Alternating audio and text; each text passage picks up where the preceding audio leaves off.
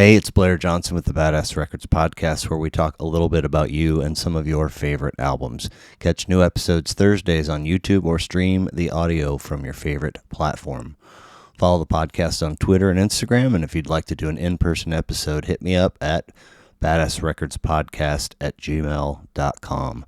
It's the Badass Records podcast featuring people, music, and badass records. Thanks for stopping by.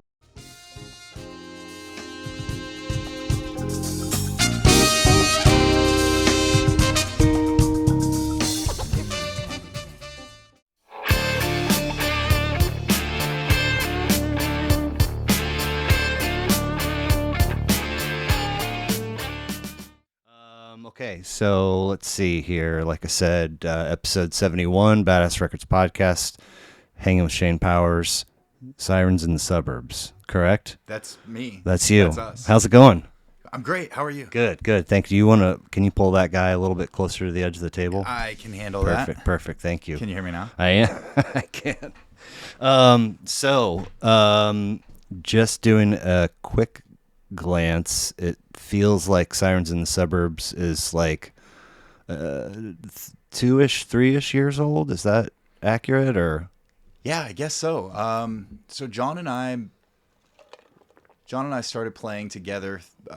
We were sort of introduced through a mutual friend who just knew John from growing up, and I had known for a long time. And she's like, I think you guys should meet. And that was in I guess that was probably the end of 2019. okay, And then in 2020, John moved. I live in Lawrence, and I was driving out to Independence where he lived, or Grandview rather, sorry. And he moved to Olathe. And then it just sort of fell in place where he moved in, and the guy next door saw a band t-shirt that he was wearing and was like, hey, I like some of these bands on the t-shirts that you wear. What's up? And he was like, oh, yeah, have a regular jam going with this guy. We're trying to get a band happening. And he was like, I'll come play guitar.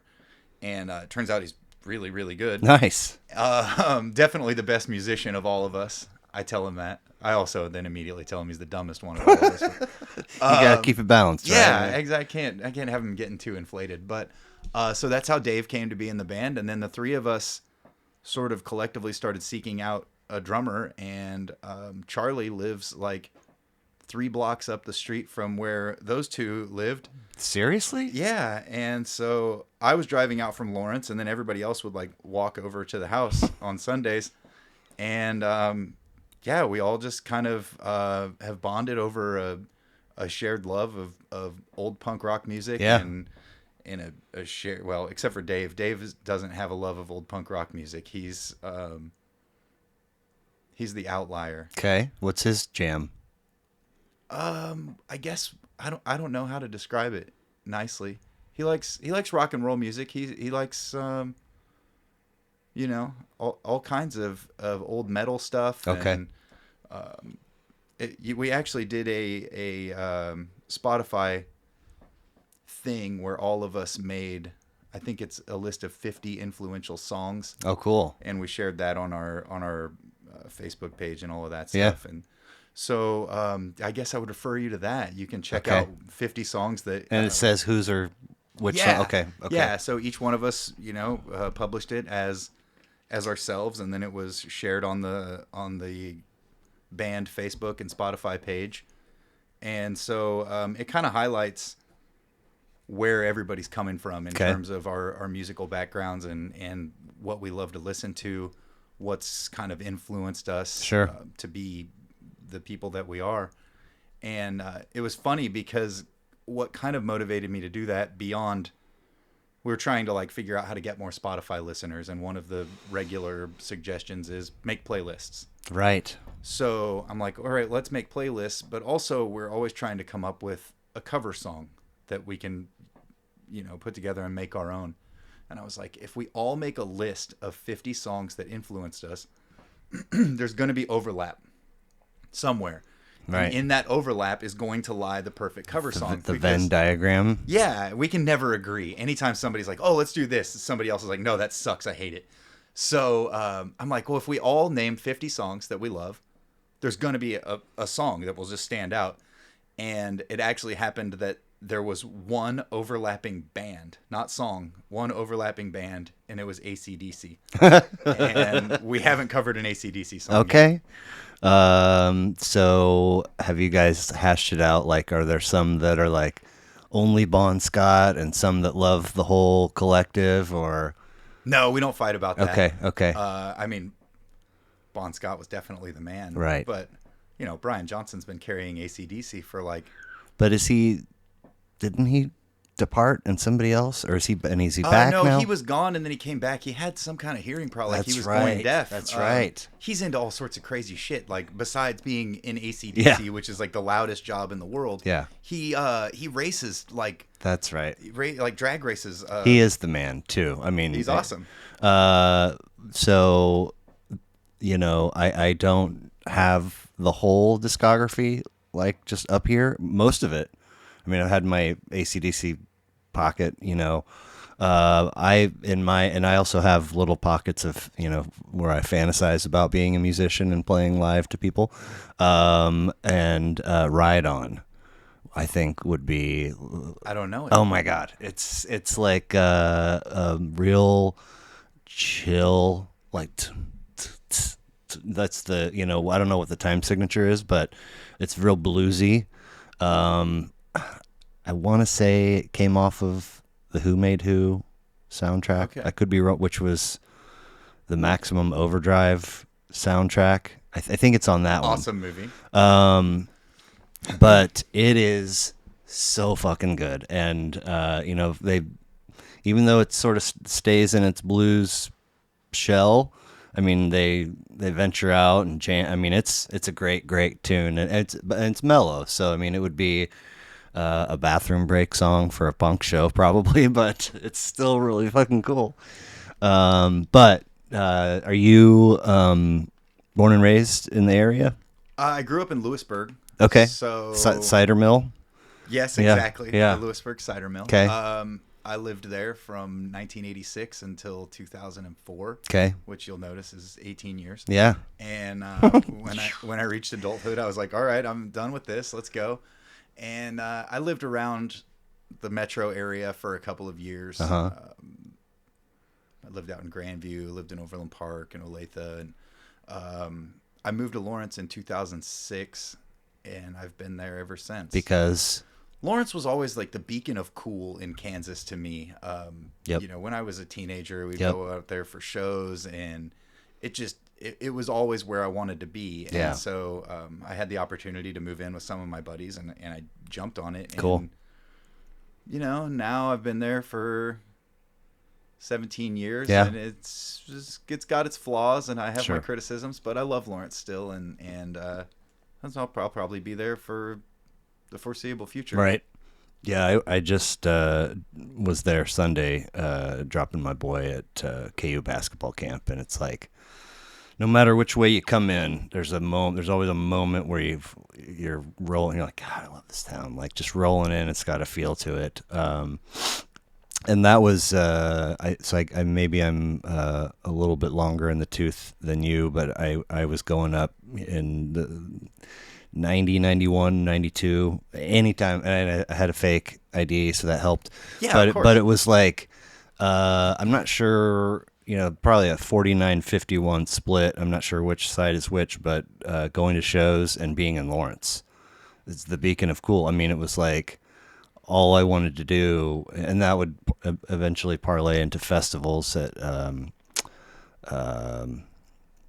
what's the lake? Clinton Lake. The Wakarusa Yeah, if initially Green Eggs and Ham Jam, That's and before my time. you are long in the tooth. I am, and then it became Omega. I've heard of that. And then I did the 4. I did 4 straight years of Wakarusa, and then it moved to Arkansas, and I never made the trek. We used to sneak into the Wakarusa Nice. Festival every year. That was like a yearly ritual for us. We would our friends would go out first and figure out what the wristband looked like, and they'd like, I think they sent pictures, but it also seems like that kind of might have been. It was probably about the time where you could send a cell phone picture and it was good enough that you could figure it out. Right. But yeah, they would describe or send us a picture of the wristband. We would make a fake one and then go trek in through the woods. Yep. And yeah, just engage in debauchery all weekend. Yeah. It was a blast. Lawrence is a great place to do that. So I think you mentioned that you have a sister. Do you have other siblings? I have two sisters. Two sisters. And what's the... I mentioned that I have a sister. well, we'll get to it, but Okay. what's the pecking order there? I'm the baby. Okay. So my sister Jamie is 11 years older than me, and my sister Nancy is 8 years older than me. And here I am, the youngest. How did mom and dad meet? Oh, I remember. Okay, yeah. I believe my parents met. They probably will hear this and be like, "You dumbass," but I'm pretty sure they met working together at Walmart in Excelsior Springs. Nice. Okay. And are they music people? Did they put music on in the home when you guys were growing up? My dad was a big fan of music. On Fridays, he would like go to the pawn shop after work and buy new CDs. Cool. Whenever he got paid, and he had a huge collection of hundreds of CDs. Nice. That I would always surf through, and he would invariably be like, "Don't listen to that. That's not for you." And so as a child, my mom also is into music.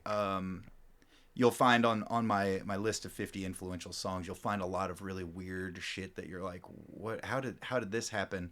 And that's because of my mom. She really loves like Billy Joel. And she also loves really old, obscure, strange country songs. Like Red Sovine and things like that. Okay. Not really my bag, never have been. Right. But she has musical tastes.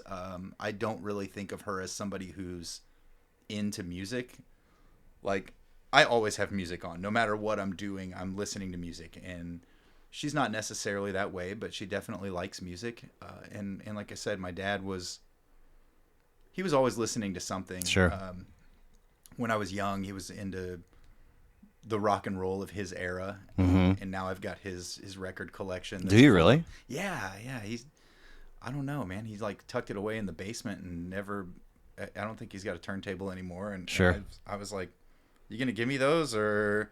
And it's full of. Can we talk about the elephant in the room, Dad? Right? Why Take is this off your hand? Yeah. So yeah, it's a cool collection. It's got a lot of Zeppelin and cool. and Crocus and nice. There's a lot of Pink Floyd in there and Nugent and the Nuge. Yeah, there's some really cool stuff. I wish I could think of. He had a buddy back in like probably in the 70s, maybe early 80s, that worked at a record store, and he would cop these like promo records. So there's like an Ozzy Osbourne promo in there and stuff that's just like nobody else has, probably. It's pretty rare, I would say. I don't know if it's rare in terms of like actual value, and I don't really care. Yeah, no. But yeah, it's neat stuff, old like singles that have a weird label on it that's just sort of like typewritten. Mm-hmm. It's cool. Yeah.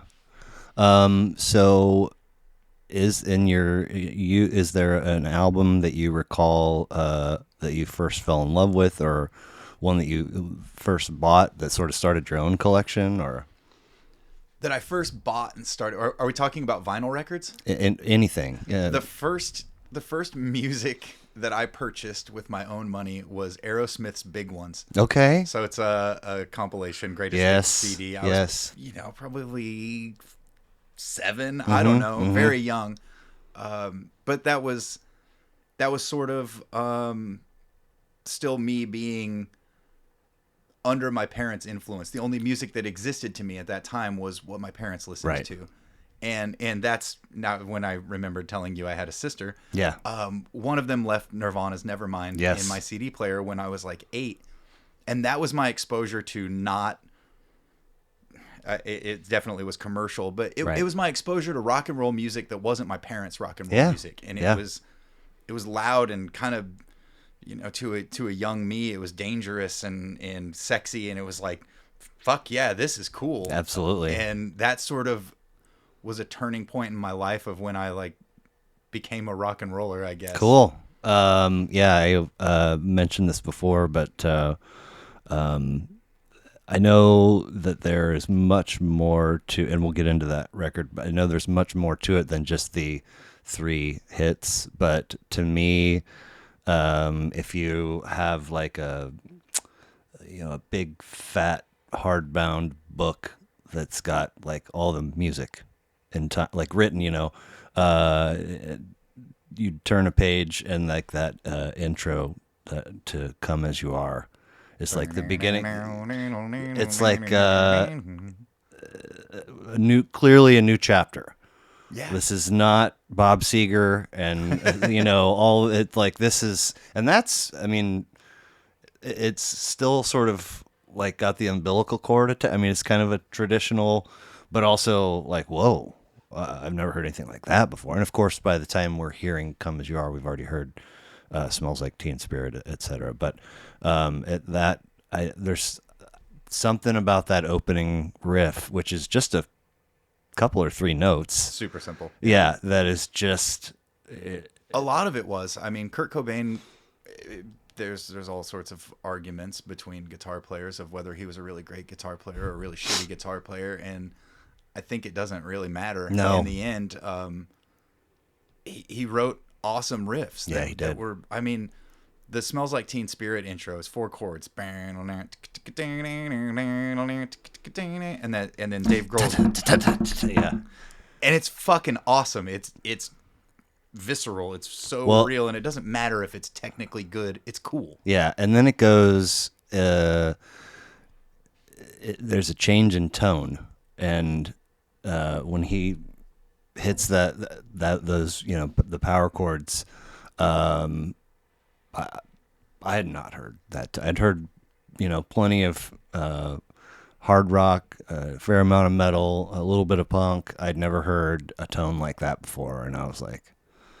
But we'll get to that. How about first show? First show.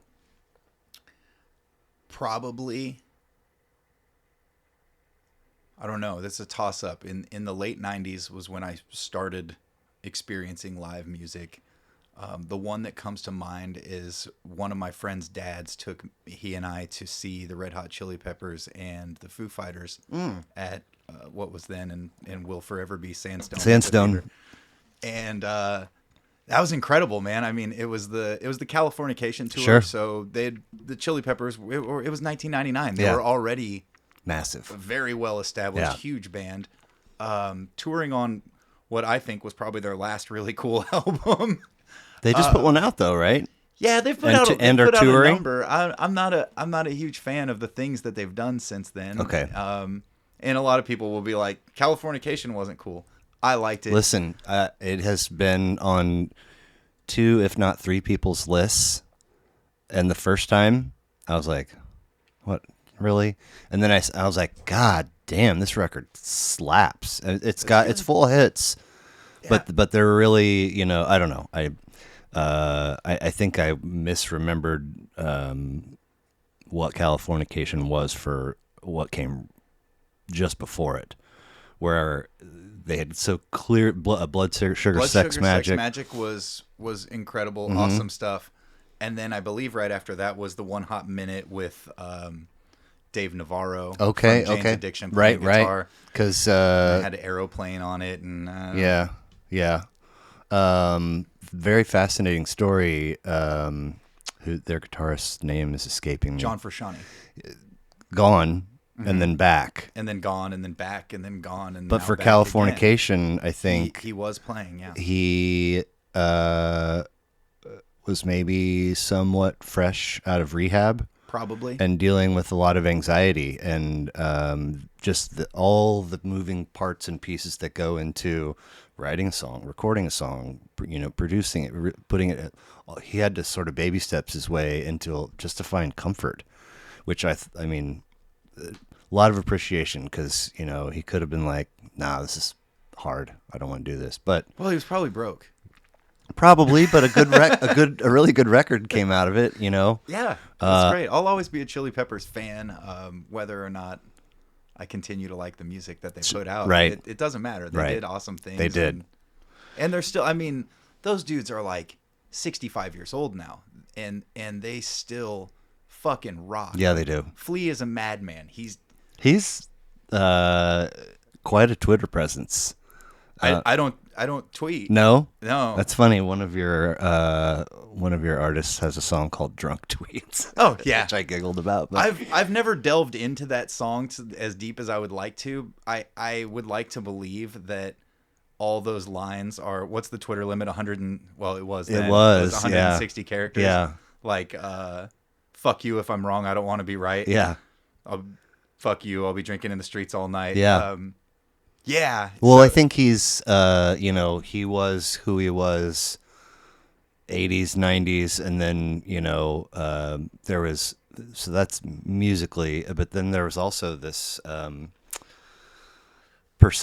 of bad boy perception of him. Are we talking about Fleet? Yeah. Okay. And then I think it's him and Anthony Kiedis both are in Point Break, right?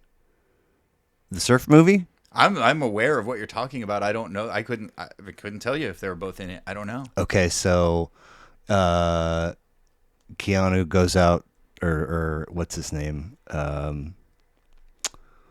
Johnny Utah. He goes out surfing and he causes some kind of, he does something insulting or disrespectful in the water, and then he's on the beach showering off, and they all approach him and turn off his shower water, and he's like, oh, so this is where I get the speech about, I violated etiquette-wise, and I think it's Kiedis. It's like, that would be a waste of time. We're just gonna fuck you up, and they're all just like, I'm terrified watching on the screen, But bad boy image, Flea, obviously, world class talent on the bass, but I think now, in fact, I think he's got a book out. But I think he's been sober for a while, and he's got kids, and he's just here's this persona, and now he kind of just pipes in on whatever's happening in the world on Twitter, and good for him. Yeah. But Sirens in the Suburbs. We talked about formation. Let's see. We've got rendition.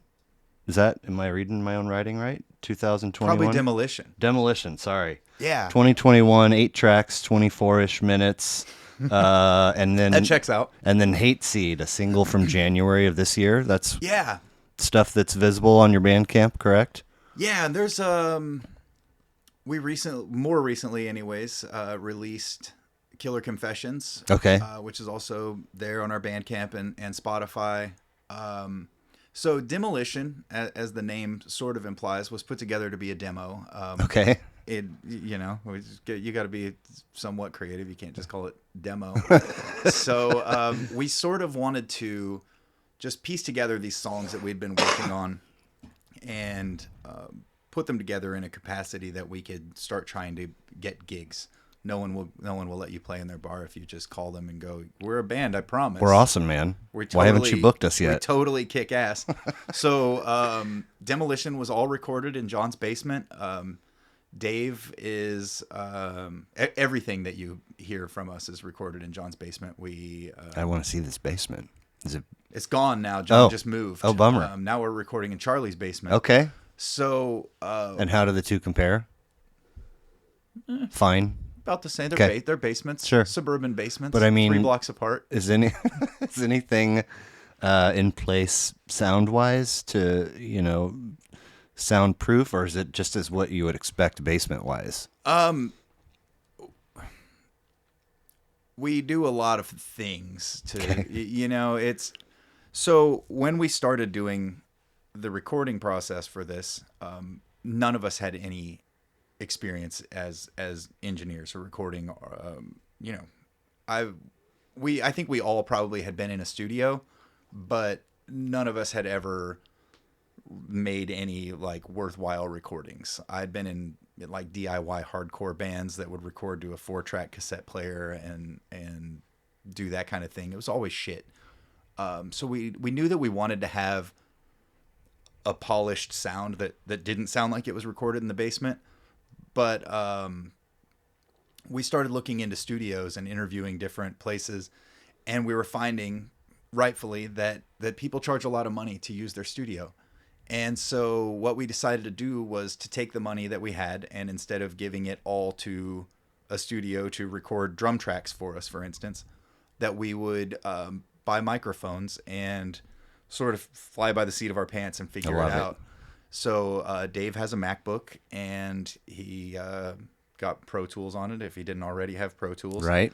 And we bought a bunch of microphones and a couple of different, accoutrements, interfaces and stuff like that. And we started trying to figure out how to get good drum sounds, which is that's the sticky part of it all. The drums because of bleeding into other instruments' mics. Well, it's not all recorded live. Okay. So you start with the drums, and the drums go to a scratch track. Everyone will record it live, and then the drummer puts that in his headphones and tracks it over a click track, plays his part along, and then everything else is scrubbed except for that drum beat that's played to the click track. And you got to try to capture as much of the organic sound of the drums as you can, and still keep it like mixed well. And so we were reading about like different techniques that were used like in the 70s to record John Bonham. I can't remember what the guy's name was that he developed this three mic technique. Okay. Where there's, I think, 4 maybe. Like 1 or 2 3 or 4. You've got kick drum. You got a kick drum mic, 2 overhead, and Yeah. then 1 at the snare, which I don't believe he used in the 70s. But so we mic up these things and try to get his drums always sounded amazing, regardless. All the parts. Yeah, all the pieces of his kit. John Bonham. Yeah. So we mic up and we get the drum track that we're all pleased with, and then you've got some manipulations that you can make. You can alter the kick drum sound a little bit, and we tried to get that at a good basis. For those that don't know, including me, click track means like a metronome. Okay, sorry, go ahead. Yeah, fair enough. So then once you've got your drums, you put a guitar over the top of it, and guitars are a lot easier to record. It's done at a lower volume. Again, you kind of cop tricks from old 70s stuff. Like I've seen pictures of Tom Petty in, what was that documentary that they made that Dave Grohl bought that soundboard? It was music. Oh, damn it. Whatever. Anyways, I saw pictures of Tom Petty in this recording studio, and he had his amp all set up, and then there was like a moving blanket draped over the cabinet with the microphone inside, and so it like deadens. Interesting. It prevents bleed in. Sure. And it gets a good clean guitar track. And then we did both guitars and bass that way. And I made a little vocal booth out of like PVC pipe and moving blankets. Just sort of it's very rudimentary. I mean, it's a square about 3 feet made out of PVC pipe that stands about 7 feet high. And you go in there by yourself? Yeah, and I go in there with the microphone and the pop filter, and I is that the scream at it. Yeah, a little thing that goes in between here to filter out all the sibilants and I don't remember what the terms are because that's a good one. I wouldn't have even been able to conjure that one.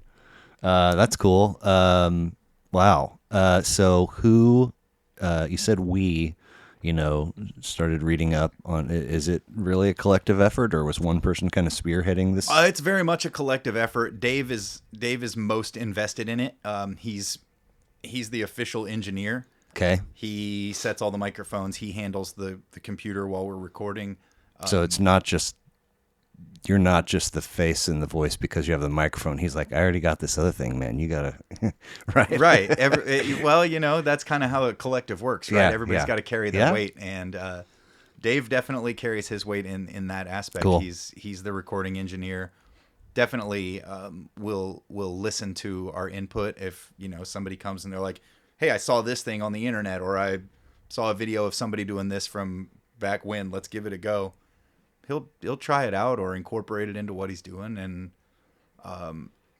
you can definitely hear between Demolition and, for instance, Hate Seed or that other song that we sing, Hate Seed and Killer Confessions. Yeah, those two are later, and we improved our capabilities as far as the equipment that we had and our knowledge and understanding of it. And you can hear a clear difference in the recordings. And so that's really encouraging, to, you know, see improvement. Right. And I'd give all credit to Dave Nice. on that. So this is fascinating to me because, you know, talking about getting this thing off the ground, like there was a room here, but it was not, it just had beadboard and the joists above were exposed. So I had somebody come in. The ask was for them to soundproof the room, which didn't happen. But I had to move on. It is what it is. And then, you know, paint and decorate and then buy all the stuff. And then all the stuff's here. And it's like, what do I do with it? I was paralyzed. I was like, oh my, because every time I was like, okay, now I have a window. I'm going to go down there. And then I'm pen, paper. I'm a visual learner. I love, you know, if you said tomorrow you can have your day job, I would be an author. And when I edit, I only edit off of hard copy. I can't edit off the screen. Point to all of that is that trying to teach myself what to do on the internet, like, made me want to just ice pick myself to the skull, because it's like one article, 17 links in it, embedded videos, and you get so many paces from home.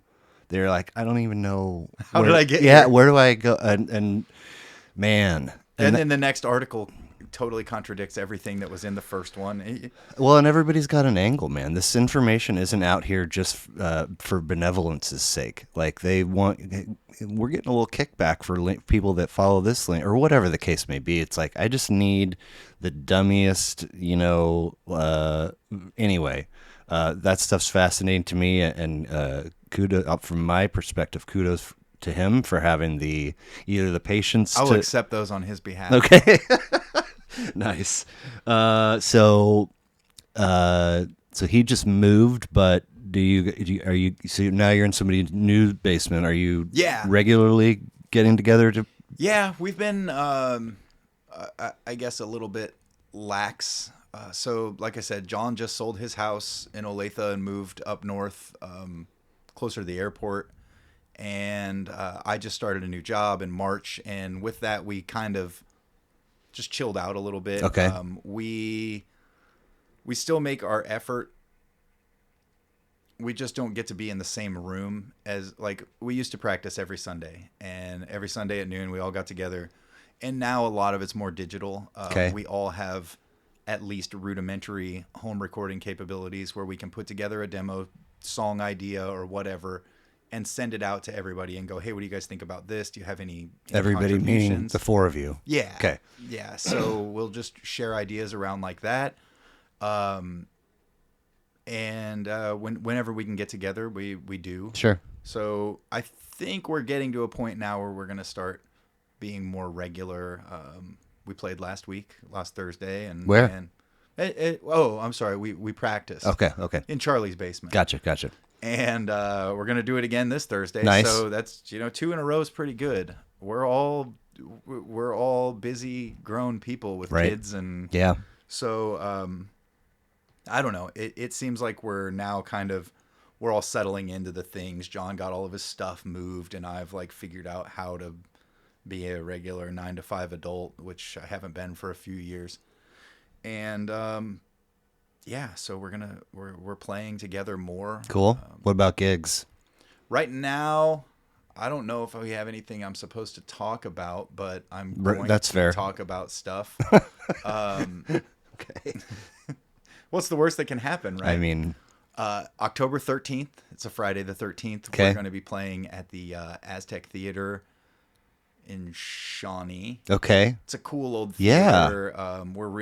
It's a very cool little theater. Yeah. So we're excited to try and I think our ambition, we haven't totally kicked it around. We just booked the thing recently, but I think our ambition is to try and shoot some promo video or maybe make a music video because of the ambiance of the place. Like, it's got the classic marquee, and yeah, we've got that going on. We have a date at Skate Bar in St. Joe that Okay. I can't That's fine. think of right now. I'm sure I could find it. There's that thing about my phone in the past. Right. FYI, they were here yesterday. Skate bar. Danny? Or Or Brandon and Brandon Jesse. and Jesse? Yeah. Brandon and Jesse are really rad people. Yep.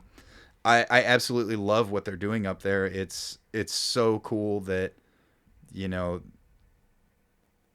it harkens back to like the glory days of skateboarding, right? Like the skate shop was a place for everybody to hang out and gather, Yep. and they have that.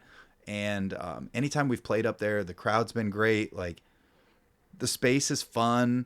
It's I don't know, man. They've got a thing going on there, and I'm really glad to be part of it anytime that we can. We've played up there. I think we've played 3 times. Okay. We played with Iron Guts Kelly not too long ago. We've played there. Yeah, that was our 3rd show there. So So I know one person from St. Joe, and so when they got here, I asked, and turns out her sister's best friend. No, the guy I know's sister is like best friends with her sister. there's only 64 people Right. in St. Joe. But anyway, I was like, "Oh, that's cool, man." I used to live above him. Sometimes we would party, and then after they were gone, I hit him up, and he was like, "They're doing rad things with that venue." I mean, so that's really the Yeah. common vibe that I'm hearing about that spot. It's awesome, man. So We're playing September 30th. okay, so that's the week before the other gig. No, that's October 13th. Oh, 2 weeks. 2 weeks. I can hear my phone. Yeah, making it's weird. because of this. There you go. Wanna get it Right away there's from good. that, yeah. Okay, so if you're the face and Dave is the engineer, does somebody have booking on their plate or? No, that's me. Okay, nice. I'm that too. Okay, and is that relatively seamless? Does it give you stress? I mean, Oh, it gives me shit tons of stress. Okay. Stress all the time. Great. It's a huge hassle. I'm not going to call anybody out by name, but I could. right. Dude, I can only imagine. I have to choose my words carefully because there's this feeling, right, in this kind of intimate situation where it's just you and me talking, and I could be like, these fuckers. But I can't do that. I know you're broadcasting this to people, and someone will eventually hear it that Right. might take offense. But it also might take a couple of years because I may. got small view counts, so that's you know. okay. So I'm very protective or defensive of the music scene. You know, I grew up going to shows, and I grew up, came of age hanging out at music venues and watching bands. And I feel like in recent years, the shows are getting smaller. Less people are interested in going out. We can stay at home and watch our phones. And Even pre-COVID? even pre-COVID, Okay. yeah. Maybe it's me being old and cynical, but I feel like less people are interested in live music, and I feel like as people running venues, booking shows, that's got to be acknowledged, and it's got to be defended, and it's got to be. You have to take this shit really seriously, you know. If you're the booker of any venue, you have to take it really seriously as your job and your role in the scene. And I feel like a lot of people are content to not answer their phone and book the same act that they had last weekend. You know, like I Fuck said, that. I can call people out Yeah, by no. name, and I'm We don't not need- we going don't need- to. But when you see the same person playing at the same venue 3 weekends in a single month, God, I it's feel like I'm seeing stuff. it happens, man. It's easy when you work in sales, so think of it through the lens of you as a salesman. It's easier for you to call on the restaurants you already work with, the customers you already have, the people that you know, and you just go, yeah, cool. It's hard for you to call on people you've never spoken to before. It's hard to seek out new new stuff. We have there's a lot of taglines that go along with what I do, and the one it all starts with getting out of the car, knocking on the door. Yeah. And the metric for us is like you will maintain what you have, but also that's not too terribly important. Go out and get new. You got to grow. And I will say that is the one thing that I feel like Skate Bar does better than anybody ever. The way that we came to play there in the first place was that Danny Phillips reached out to us and was like, "Hey, we're doing this thing up here," and I was like, "I've been seeing some Facebook posts about it. Yeah, we'll come play." Yeah. And Danny's fucking rad, dude. He's so good at what he does, and he's so invested in the scene. Like he wants new, interesting shit coming through there all the time, and he's really good at it, and he cares about it, and it shows. Well, having never been, I was trying to get help them have them draw a picture for me of what things look like and the responsibility share. And he's like, it's just the two of us, and then we have this other person and this other person that do job X and job Y, but they're not like employee, but it's very they're part of our family. And they use that term a lot. And then they also said more than once, this is what we do. We like wake, sleep, live, breathe. Everything we do is. And I was like, those two things together, that's a really cool marriage right there. And that not just the music, you don't see a lot of that anywhere anymore. And I feel like, as somebody who has always been, going to shows and in my later years, I started going to a lot of comedy shows as well. And if I've seen, let's say, 20 stand-up and music shows combined in the last 18, 24 months, like huge majority of them, I'm going solo because there used to be this time where it felt simpler to reach out to, 3, 5, 6 people, whatever, and hey, let's do this. And then you get, all the tickets and everybody comes. And now it's like really hard, man, to even like find one person that will respond to your text or pick up your phone, not bail, if you're expecting them to pay you back for it's a whole, so you know what, fuck it. I'm going to Uber and I'm going to go solo and I'm going to Uber home and have a blast. And, maybe you'll run into somebody maybe you'll meet somebody new. Remember a lot of times both happen. Remember when you used to meet people when you were out and like you just, I don't know, man. I think it's our phones. I think that our phones have fucked off our lives in so many ways that like this technology had the capability and the potential to be enriching in every way. Like you can connect to anybody that you want at any time you want, and everybody's really burned out on it. And like, I hate my phone so fucking much. I can't stand to even have it. Like it's not allowed to make sounds. I don't want it around me. I just.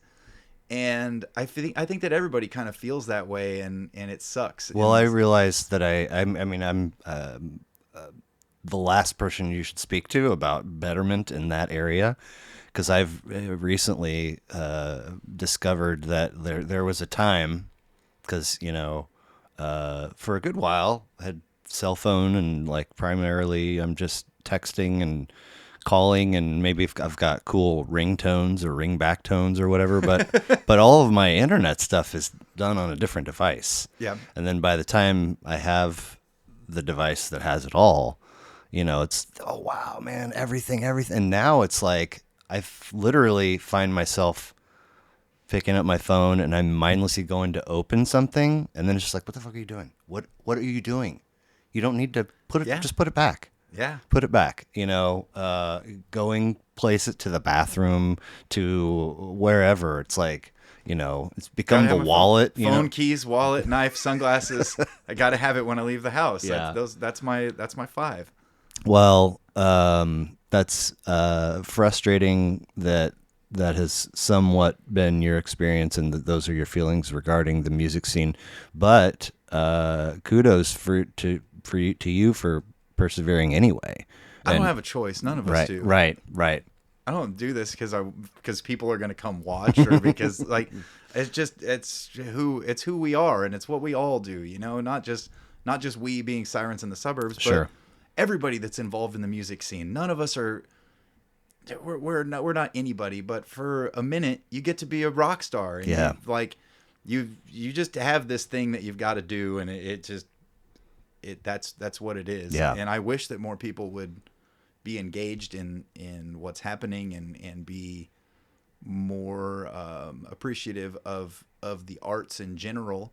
But it doesn't matter. We're not going to stop. Yeah, I mean, it as you started to tell that piece, immediately where I go is the way that socials and algorithms and advertising and sponsored, the way that looks right now versus I can't remember the day of the week, but I used to love so much when I think it was Thursdays when the pitch would come out, and I go to Pitch is awesome. yeah, go get the new pitch and just all these shows, mostly in Lawrence. Sometimes there was some stuff happening in KC, but it's like that with a stickered bathroom wall, with like whether it's skate paraphernalia or a band sticker or whatever, and flyer, telephone pole flyers and bulletin board. It was like, was it working better back when we had flyers and stickers and newspapers? I think everybody's bombarded with stuff. Yeah. Everything is a Facebook event now. Like I could open my Facebook right now and scroll through 20 things that I could be doing right now, and it's like, oh God, I'm so overwhelmed and I can't do all of these things, so I'm not going to do any of them. I know. So, like I said, a couple of years now with the idea of this and the growing process, and then actually starting it, and all the way back to before the beginning of I'm going to do a pod. Before that, even I've like been, part of my brain has had a compartment titled what do we do with Facebook anymore? Because it was really fucking awesome in 08 and 09 when we were just like finding people that we hadn't seen in forever. They have fucking kids, and well, somebody married that piece. Holy shit. And now, so when I was like, okay, I'm going to do a Twitter, an Instagram, and a TikTok. And like, there was zero deliberation about that because I didn't know and don't know what to do with Facebook. Yet I still fucking open it like 8, 9, 10 times a day. And I think everybody does. And yeah, it's definitely it's weird because yeah, everybody has that same feeling like, oh my God, I look at this thing all the time. But it seems like the prevailing attitude is, what a cesspool. Didn't like South Park make an episode? Probably. It's really easy to rip on it, but at the same time, it's indelibly become part of our lives that I think we have to deal with in some way. So I definitely saw a Twitter, an Instagram, and I think a Facebook for Sirens in the Suburbs, but Yeah. not a whole lot of consistency post wise. Like 3 Say weeks. that again. Not a whole lot of consistency. I don't, and that doesn't, I don't know what that means. It's like, I think it's good that you have the platforms and that there's stuff going in there, but you're not like, I gotta post 3 times a week or twice a day or whatever. It's just kind of whenever. Yeah. Is I that, mean, it goes did I back just to what you said. Yeah, no, you totally step on you totally somebody's poked toes? the bear. I'm the bear. Oh, that's you too? No, Oh. no, it's not, and that's the thing. That's why you're poking the bear, because I view all of these things as a marketing tool. All of it, and I view our band as an entity that needs marketing, right? Like, our whole objective in playing a live show is to perform for an audience. Don't leave here and start a fight with somebody if that's on their plate. Please. Well, so it started where I was like, I don't know, never mind. I'm not going to give you the whole rundown of it, but the point is that I always have felt like that stuff is important in as much as it's where people are. We can't put an ad in the newspaper anymore. You have to play within the structure that exists. And the structure that exists right now is Facebook, Instagram, Twitter, Spotify, which people complain about. It doesn't pay artists, blah, blah, blah. Spotify is a social media platform. And you have to use those things as tools. And the only way that you can beat the Facebook algorithm and get your content in front of people who may or may not like it is to post regularly. And even if it's, even if you post twice a week and you say, here's the shows we got coming up, or, ideally you would be putting out some kind of juicy content on a regular basis that people really go nuts for. But even if you don't have that and you can just engage people in some way, you have to do it. And everyone in the band hasn't always necessarily agreed with me on that being the tool that it is. And so yeah, that's kind of what I would view as the reason for sporadic posting, is that it kind of gets kicked around throughout all of us. Someone for a couple weeks will be like, all right, fuck it, I guess I'm the social media manager, and like we'll make posts, and then that's so everybody has access. Oh yeah, we've all got Okay. administrator credentials on all the things. I mean, like I'm the only one that has access to our Twitter, which is funny because I already told you that I don't know if I've ever I use our Twitter to like tweet at Riot Fest, and you could go look at it right now. There's probably 4 tweets, and 3 of them are me being like, "Hey, Riot Fest, can we play on the fucking Rebel stage at 2:00 in the afternoon on a Friday or what?" Right. I don't know. I'm sure there's a lot more going on Twitter than I really understand. It's never been my jam. I know. It's a very weird place since Elon took over. That is for sure. And a very weird place is not. I'm not really qualified to say that because there are people that spend way more time and give more energy to Twitter or to their handle than I do to mine, and they say that. And so I'm like, I kind of feel it. I'm not on the level that you are, but anyway, yeah, it's tough, man. I mean, it's like, here are these things.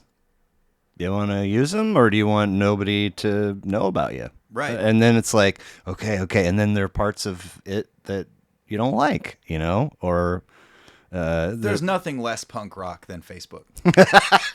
It just, it's that's a tombstone quote right there. I mean, it's fundamentally against everything that we would hold as any type of core values if we were to discuss such a thing. But at the same time, like, the outlets, like the pitch, the pitch still exists and still does the thing. But I can't imagine that they have the readership and that fervor of like, oh, the new pitch is out, I'm gonna go grab it. And so, like I said, you got to meet people where they are, and that's where they are. So if where they are sucks, that's not for me to decide. I just have to do what I have to do, and don't hate the player, hate the game, or something like that. And I fucking hate the game. It's bad, man. It's really bad. But I sure do love to have people come and watch us play, and so if that means that we maintain a Facebook presence, then that's what we got to do. Right. And just for the record, I think Twitter's probably the most punk rock of all the places, the social media places. All right. But whatever. It doesn't mean you're gonna get more eyeballs or more ears or whatever. But anyway, no, you can't just plop porn all the time in your Instagram or your Facebook or your TikTok, or they'll take it away from you. Twitter's like, yeah, that's cool. Go for it. Show me those titties. You know what I'm saying? That's cool. Yeah, I guess that is. There's something punk rock about Wild West type. And I didn't discover that till here in the last, I don't know, 8, 9, 10 months. There's porn on Twitter, huh? Tons. And it's like the scene that I always draw a parallel to is Shawshank, when Red gets out and he goes to the cornfield in Buxton to find the box.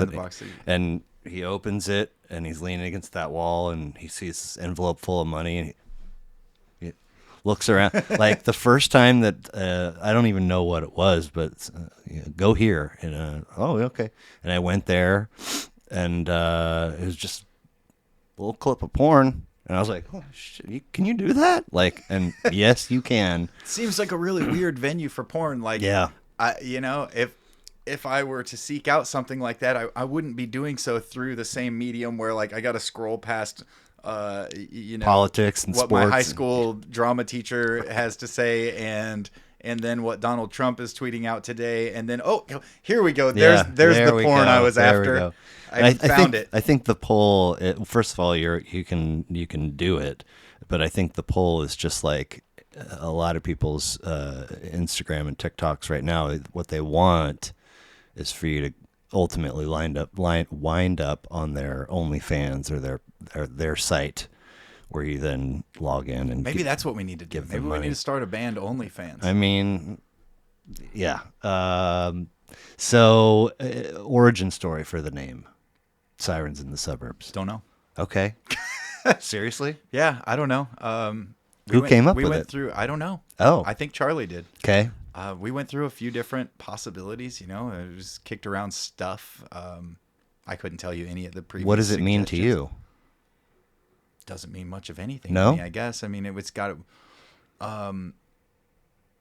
yeah, no, I try to think about it as more like police sirens than like the singing mermaid type characters. 100%, yeah. And I'm not gonna even act like there's some kind of deep meaning there or whatever. It's sort of what appeals to me about that name as a name is the sort of anti-establishment connotations, and that's pretty much it. You got to have a name as a band. Yep. I think it's a pretty catchy one. It is. And as far as I can remember, it almost immediately came with the logo, and that's why I think it was Charlie. Charlie does all of our graphic design work. Okay. So I think that he was like, "Here's this," and everybody was like, "That works. That's pretty fucking cool, man." Nice. I dig the name. I dig the graphic that it comes with. Let's roll with it. To me, it says, is it really a problem? Whatever first responder is going to your suburban dwelling with a siren, is it really a problem? Because we have real problems happening over here that we could use those resources. But that's a good take. I like that. I mean, maybe I'll start telling people that that's what it means. Yeah. I always thought of it more like some shit's going down in the suburbs, like we've set somebody's mini mansion on fire. It probably it's almost always tied to underage drinking. Yeah, that's the crux of the or playing loud music in the basement. Right, right. We've never had the cops come. We've had some neighbors text us. John's neighbor one time told us she had a migraine and asked if we could turn it down.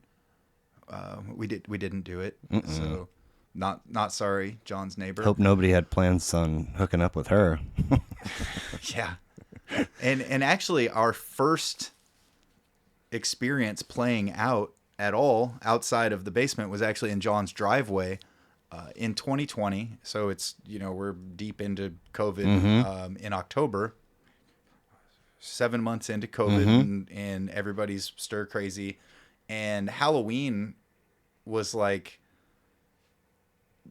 it felt like to me like this window where everybody was like, look, we can do that. It's outdoors. It's pretty well distance. Like, and yeah, we had missed, well, no, I don't know. But anyways, we decided to play in John's driveway, and we put together a set. We didn't have a full set list of original music yet. I don't know if we had any original music yet. Maybe a couple of few songs that we were kicking around or whatever. So we just put together this list of spooky songs / I mean, like we did like a oh shit, what's it called? The Monster Mash. Oh yeah, We did that in the Misfits style. We did Bad Moon Rising. We did Dig Up Her Bones by the Misfits. I think we did Let's Lynch the Landlord, which I thought was really funny because there were definitely landlords watching. Right. But anyways, we just set up all our shit out in John's driveway, and what time? It was pretty early, right about sunset. So like all the kids were coming around, Sure. and we kept it No, it was loud as fuck, but it was like PG-ish. There you go. PG-13. Okay. And it was awesome, man. All the neighborhood kids were stopping, and they were like, "There's a rock and roll band playing here." And then after that, like every year, people in the neighborhood are like, "Hey, are you guys going to be playing on Halloween again? Can we get Really? Can we get another driveway Halloween show?" Really? Yeah. And No. you haven't done it. We haven't done it again. I went in 2021 and 22. Right? This is 2023. Mm-hmm. Dude, life's fucking so weird. I'm In 21 and 22, I went to the Fest in Gainesville, Florida. the Fest. The Fest. Okay. It's cool as shit. It's a really fun festival. It just sort of is a collection of venues. I don't really know how to compare it, but there's one central big stage. It's the Bo Diddley Plaza in downtown Gainesville. Cool. And it's an outdoor amphitheater. I don't know, capacity for a few thousand. It's Okay. big. And then surrounding that, there are all of the venues in Gainesville, which there are a shitload. Gainesville's like a Lawrence. Mm-hmm. And all the venues have shows all day. And so they release this lineup of, 200 bands that play in 3 days. And it's just constant, It's Wow. first thing in the morning until later than you ever want to hang out. Right. Shows that you couldn't possibly see them all. Right. It's everywhere, and it's all over the town, and it's just fun as fuck, man. It's really, really cool. Nice. And so I went and did that in 21 and 22. This year I agreed to not go so that we could play an October show, and we were going to do this Aztec Theater thing closer to Halloween. Okay. We were able to get Friday the 13th, so Nice. that's the next best thing, and we're going to do that. So I don't know, maybe this year we'll do a Halloween show. If somebody hears this and they want to offer up their suburban driveway, we might do that. Maybe we'll play, I don't know. Charlie's always on the bad side of the homeowners association. I don't know if we should play in his driveway. They're always pissed off that he's got a trailer parked out in the street or something. Oh boy. Okay. Yeah. Well, regardless of whether you play in his driveway or at the Aztec or wherever it may be, you've got a handful of months to figure out what your AC/DC song is going to be, and I expect it to be in that set list. All right. Kidding. Fair enough. So thanks for being here. I appreciate all of the correspondence and you showing up and giving me a list. And I found your list to be interesting on so many levels. And what a great place it starts with if we go chronologically by release. And London Calling, Clash, 1979. One of the in the near the end of the heyday of double albums, there was a big window where like that was the thing in the 60s, 70s, and that one. If you just look at double album, I mean, not many like it. In fact, the only one that off the top of my head that could maybe be a cousin or something in the double album window would be Double Nickels on the Dime, Minutemen. Are you familiar? Yeah. Sort of a similar number of tracks and an average track runtime. Pretty short, poppy, get out and this is the thing and and but how did the Clash wind up in your lap? I have no idea. Okay. There's no real origin story there. I love that record. I love the Clash. They are. Oh, look, we got a track list. So the Clash is quintessentially a punk rock band, Right? For some reason, but none of the music is punk rock. It's would you say that is true for their whole discography? I would say that a lot of it veers very far away from punk rock, Okay. like Sandinista, and there's a lot of really weird shit going on there. It's like world music. But at the same time, they were definitively punk rockers. Joe Strummer was a punk. He's singing about equality and singing about social issues and has this kind of cynical, irritated approach to it all where he's just like, what the fuck are you doing? And that's punk rock. But you know, you look down this track list, it's not what you would call a punk album. The song Jimmy Jazz, right, is maybe my favorite on the album. I love the little do do do do do do do. It's fun to me, and it's not a hardcore song. It's not a fast punk rock song. It's not even about anything really. It's just a kind of a silly song, I think. And you got like Lost in the Supermarket. Is that a punk rock song? I don't know. I mean, so here's, and this is all just sort of coming to me now. They're obviously, if they're not living in the birthplace of punk, they're living nearby. And not to say that punk had to be British, because there are obviously other places where it was being born. But I will argue to the death that punk is American. Okay. You know, but there was a lot of, let's say this, there was a ton of music coming out of the UK in the 60s and the 70s that all sort of, you know, sprouted and became a genre or a relative of a genre. And so they're there and they're sort of doing some quasi anti things either on an intellectual level or an emotional level, but the, you know, and then, you know, you've got I think the second track has like a sort of spy riff to it. A baby drove up in a brand new and then you know, they're giving nods. It feels like the Rudy. What's the Rudy track? Rudy Can't Fail. That little ska nod. Oh yeah, you know, huge influence there. Which is a thing that a lot of what they did for me in this record, people weren't doing elsewhere, which by definition is kind of punk. Most definitely. So, but you are familiar with most. Do you dig the rest of their stuff, or what makes this one special?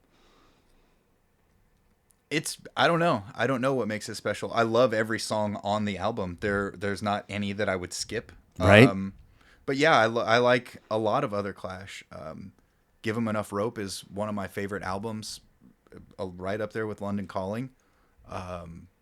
Black Market Clash was good stuff. Sandinista was a little bit out there for me, but you know, who the hell am I to say what Joe Strummer should be doing? Right. Yeah. Well, it's a great one. They're third of 6, 19 tracks, 65 minutes, and from there, 1979, big leap forward to your sister. Now we've missed something if we're discussing these in release date. I've got, because Static Age had to be I don't know the year, but I would say it was right around 79 as well. You know what? I think I screwed up. That's okay. It might have been early. Okay. No. Recorded in 78, not released till 96. That's interesting. Yeah. Right? Because that's 10 years after the last time they had all played on stage together, like as the original Misfits. Okay. You know, okay. Glenn and Jerry. And, right. And Doyle. I think their last show was in 85. Yeah. Until 2016. Well, I think there were too many reasons for me to delve into to get the full story as to why it went down the way it did, but they're all huge assholes.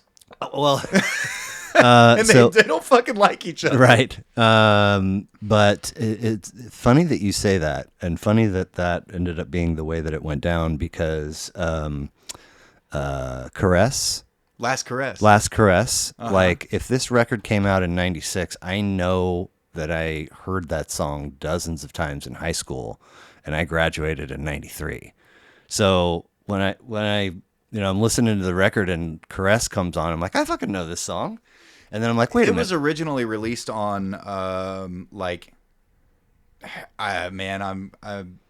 maybe 3 Hits from Hell, or all of the Static Age stuff, I think was prior releases. All right. Well, let's just pretend that 91 and then 96. All right. So deal. So here we are at Nirvana's Nevermind. Where is this? First of all, which sister, and is this the CD player in your room? Where you I guys? think it was probably Nancy. And yeah, it was my, it was the 90s. So I had a boombox that, and I had a CD collection that, as we discussed, existed or consisted of things I had sort of gleaned from my parents' musical tastes, Right. and maybe it was my own taste, but my scope was only so wide. Right. When you're 8, all you get is what your parents listen to, Right. or what's on the radio station that your parents listen to, and you might hear something and be like, "Well, that's fucking cool. I like that," but it's still your parents' music. Yeah. And so, yeah, I don't know. Somebody left that in my CD player, and I opened it, and like, it's got this really interesting print to the disc with the watery finish, and I'm like, Nirvana, what is this thing? And I played it, and I was like, fuck yeah, man, these are crunchy guitars, and like, it had an attitude and a fucking kind of energy and urgency that I had never heard before in any kind of music. Right. Because as awesome as, the Led Zeppelins and Pink Floyds of the world are, that attitude wasn't there. No. And so to hear that, it was life changing. You would get snippets, like you get. I remember the first time I learned that "Immigrant Song" was Zeppelin. I was like, "What? Yeah, Holy shit!" They did different things. They crossed a lot of borders and did a lot of. And they're awesome. I love Led Zeppelin, Right. But it wasn't like what Nirvana and everybody out of Seattle in the 90s was doing, and it just, I don't know, they caught lightning in a bottle. And honestly, Nevermind's not even my favorite Nirvana album. I'm glad you said that. It's just the one that it made my list because of the time and place, and yeah, I don't know. What are your other choices? Bleach and In Utero? Bleach is definitely my favorite. I love the fucking. It sounds shitty, like probably they recorded it in the basement or the living room, and Kurt's vocals are really like screamy, broken up. I don't know. They did a lot of really fun shit on there. That yeah. It's hard to. It's like not that I do this or have ever really done it, but a big thing these days for people in the fitness realm of their life is the ice bath, the ice cold plunge. Sure, the Wim Hof method. So like the thought of doing that absolutely terrifies me. I know that I could get in there and like whatever, 30 seconds, 60, whatever it's supposed to be. I know I could get in there and find a way to steel myself to make it for the time, but it's until I do it, it's hard to imagine that being a possibility. And that's how I feel about Bleach for me. It's like I can't ever get comfortable in my chair to sit here and take this in, because it's all just like, am I sitting on something? You know what I mean? Like, oh, did I throw out my I don't know. Like, I know people love it, but it is an animal that you don't come across. It's intense often. And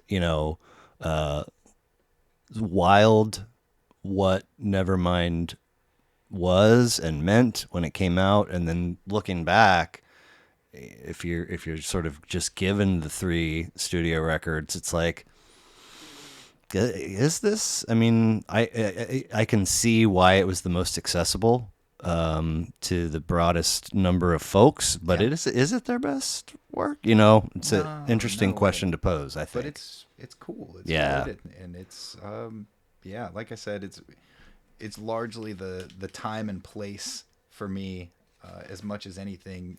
But the music is good. I mean, there's a reason that it struck me. That time and place wouldn't be anything to me if the music sucked ass. Right. I don't remember the first time I heard fucking Barry Manilow. I do. Name is escaping me now, but that kid. I don't know what his name is. No, I have it written down somewhere in here. But he. What an asshole. Just why? We're talking about this baby? Yeah. Well, because he's trying to cash in on it That- now, and he's that's- like, "Oh, you guys that was child pornography." Yes. And it's like, dude, if you have a beef with anybody, it's with your parents, Right. not fucking Dave Grohl. You know, so just here in the last handful of maybe in the last 12 months, his whatever number of appeals denied again. Good. And it's like, I get it. Like, you know, he probably doesn't think that this child pornography, but that's what you do is you, hey, that's mine. I'm going to sue and get a pile of money, blah, blah, blah. And so I'm reading all this stuff and remembering the image and looking at all I can really take away from this is what savage of a pool owner was not afraid of that kid taking a shit in the pool.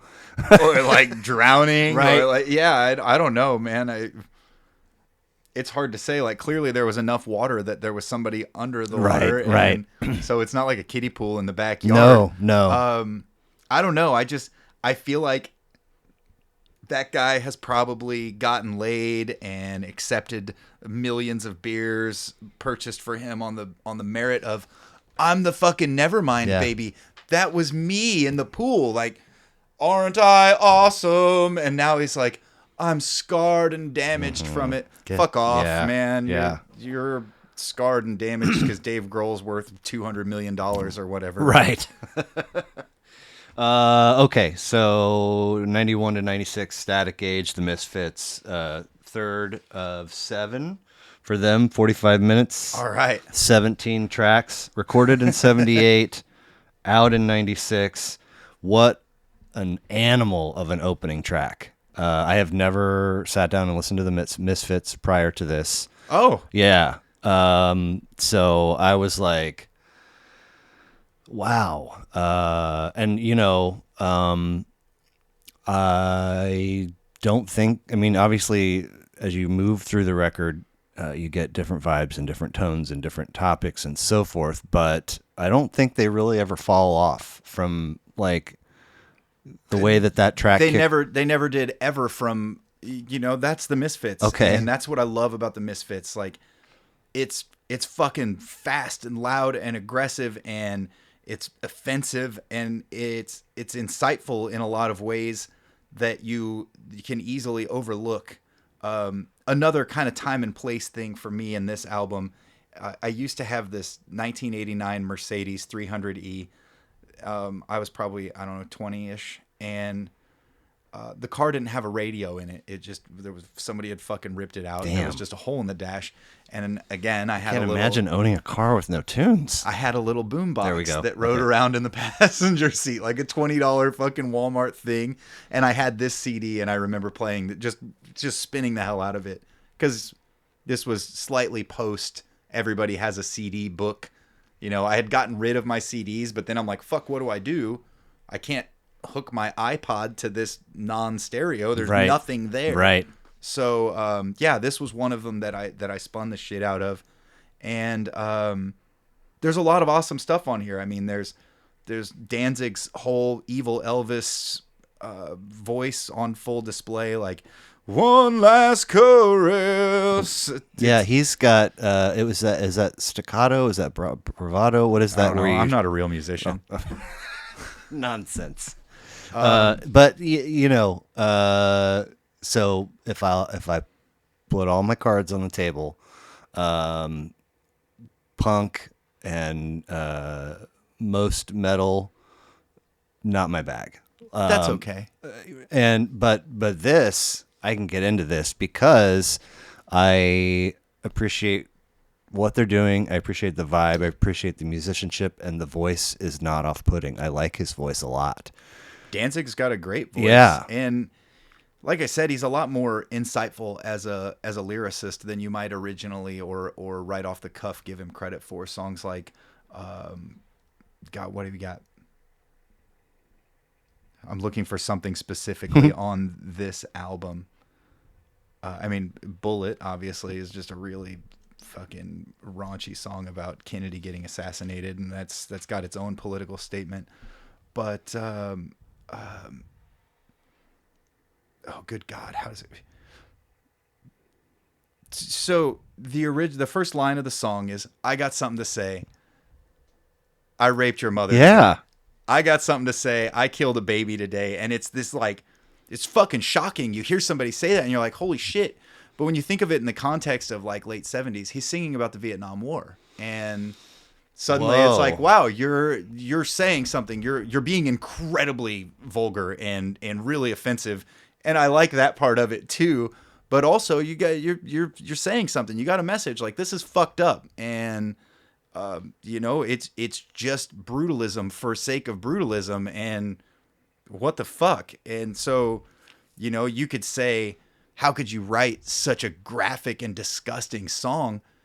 And he could turn right back and say, how could you do such a fucking graphic and disgusting thing? And like, then I think we're again cracking the shell on punk rock. Like, for however long in modern society, there's however long the list of things that we don't talk about, right? Yeah. And it's no. We're gonna drag it out in the fucking living room floor. Let's talk about drug addiction and how fucked up war is. And let's do that. Pussy and bleeding, and I'm gonna leave it on your rug. Yeah. So 5 minute, 1 5 minute track. Everything else is 2.5 or under.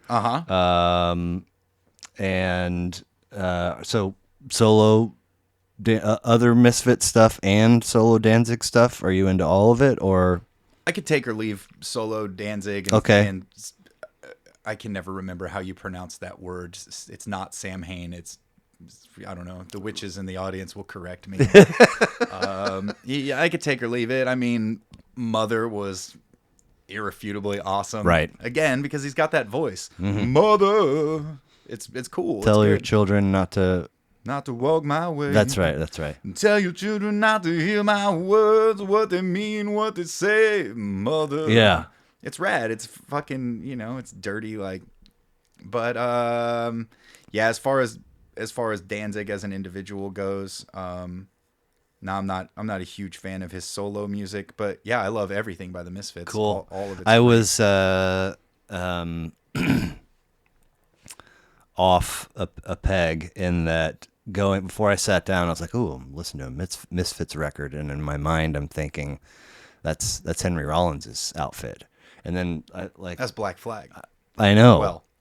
Well, but point being, like when Henry Rollins was Black Flag's outfit. Right. Carry on. No, but so I'm doing what we do in the world of trying to teach yourself how to record or produce or engineer, or trying to actually read something on one of the platforms without just scrolling and really not walking away from it informed at all. But that's what I was doing. I'm scanning, looking for his name, and I'm like, what?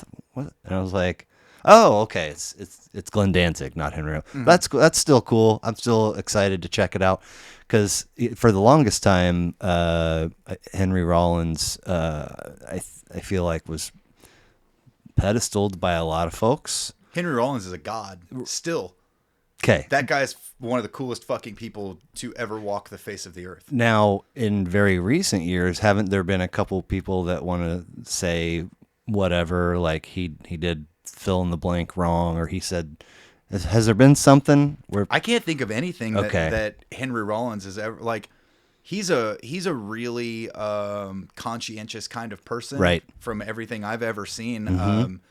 He was fucking insane in the 80s. He's in Black Flag. Yeah. And, but even then, like, he never drank. He didn't take drugs. He just he might get into a fist fight, sure, or fucking just be. He was wild. Yeah. But he's always been pretty morally straight, I think, and just like.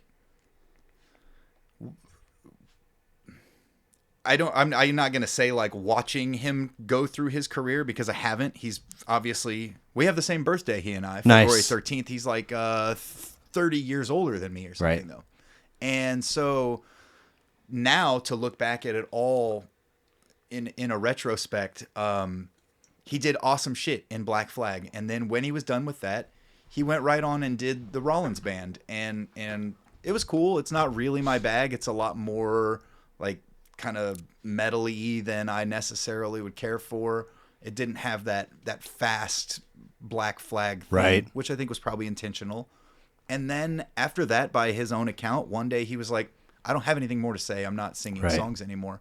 It would be fake, and I'm not going to fucking do it. And then he just became this badass, like, Sentient being. yeah, he takes photos for fucking National Geographic. He does? Yeah, he's a world traveler, dude. He's I know been to he's fucking published, right? A published book, author, and then he speaker. speaks. Yeah, We went to his speaking tour. My partner Stella and I went last year, I think, maybe 2 years ago. We went and saw him at Liberty Hall. Oh, cool.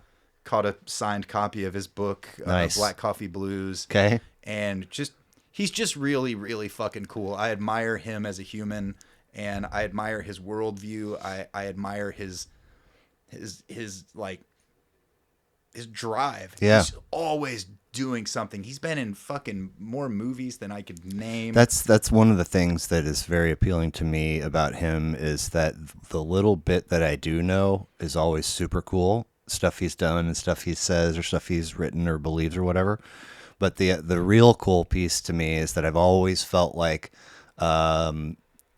there's innumerable other things about him that I'm not even aware of that are probably also cool. And if I ever peeled that the layers of that onion back, I'd probably be like, you should do it. He hosts a radio show or a I don't know if you want to call it a radio show or a podcast or whatever, but he's a huge audiophile. He's got Right. these like $100,000 speakers in his Jesus. living room. Yeah, Wow. they're fucking rad. But he's got a massive collection of vinyl, and nice. he started in 2020, I think, Okay. during COVID, just doing this show that he plays records and talks about them, and that's his involvement with music these days. He plays records on the show. Yeah. Okay. I think that's how it works. Gotta figure out how Puts it gets away with that, copyright wise. I guess Henry Rollins. Maybe, yeah. He can do whatever the fuck he wants. So You gonna fight him about it? no, of course not. I'm gonna be like, please, master, show me the way.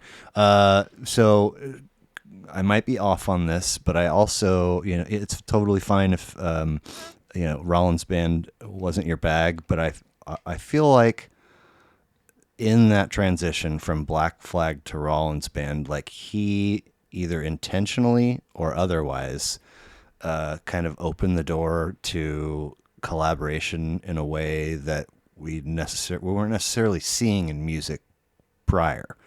Like, again, I don't know if he Tell me more. well, I don't have any other things to say about it, except for it just seemed like Rollins goes from Black Flag to Rollins band, and then collaborations and new outfits and new projects, and it's just seemed to sort of sprout from there. And I don't know if it's just coincidence or if he gets or deserves partial credit, but I kind of feel like he does. I mean, I don't know. I think he's a really outgoing person, and he's obviously really charismatic. And I think that when you meet people like that, whether it's Henry Rollins or just some guy that you met at the supermarket, when you meet somebody that has that energy, you're like, I want to be involved in that. Right. I don't know what the fuck you're doing. I don't know what it is that you've got, but I want to be around you. I want to work with you. Sprinkle some on me, man. Yeah, and Is he also jacked, or did he? fucking huge. Yeah. He's still like Right.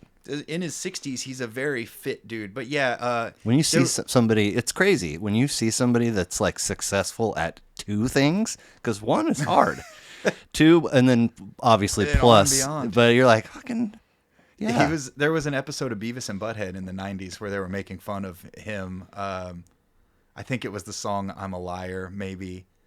But he's like, the video's all red and he's kind of devilly looking. Yep. And they're making fun of how big his fucking neck is. They're like, why is this guy's neck so huge? It's like bigger than his head. This sucks. Change it.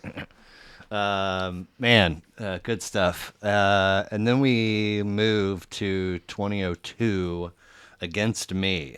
Yes. Reinventing Axl Rose. First of 7 records, 11 tracks, 30 minutes. Never heard of these guys before. Whoa. However, there is a very clear and familiar feel to this flavor of punk rock to me, like almost like anthem punk rock. Yeah, and that's what I love about this okay. album. You can't understand half of the words, but if you read them, they're fucking beautiful. It's brilliant. It's incredible poetry, and it's delivered with this intensity and anthemic nature that like just fucking stirs you inside. And yeah, so this was 2002.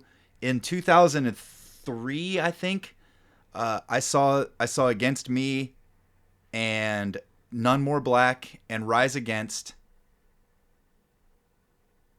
I feel like there was another one, but two of those three bands are very big. Rise Against is fucking huge now, like arena level, Okay. popular. They all played at the Bottleneck in Lawrence. Oh, So damn. there's like 400 people. Oh shit! there. I meant to ask for your October gigs. Will they be bill shares or will it be Sirens in the Suburbs solo? Yeah, no, we'll have Cool. folks with us. Cool. Nothing's booked yet. Right. but No, I bet that's fun. it's a blast. like- I love meeting other musicians, and a lot of them are people like the people that we play with.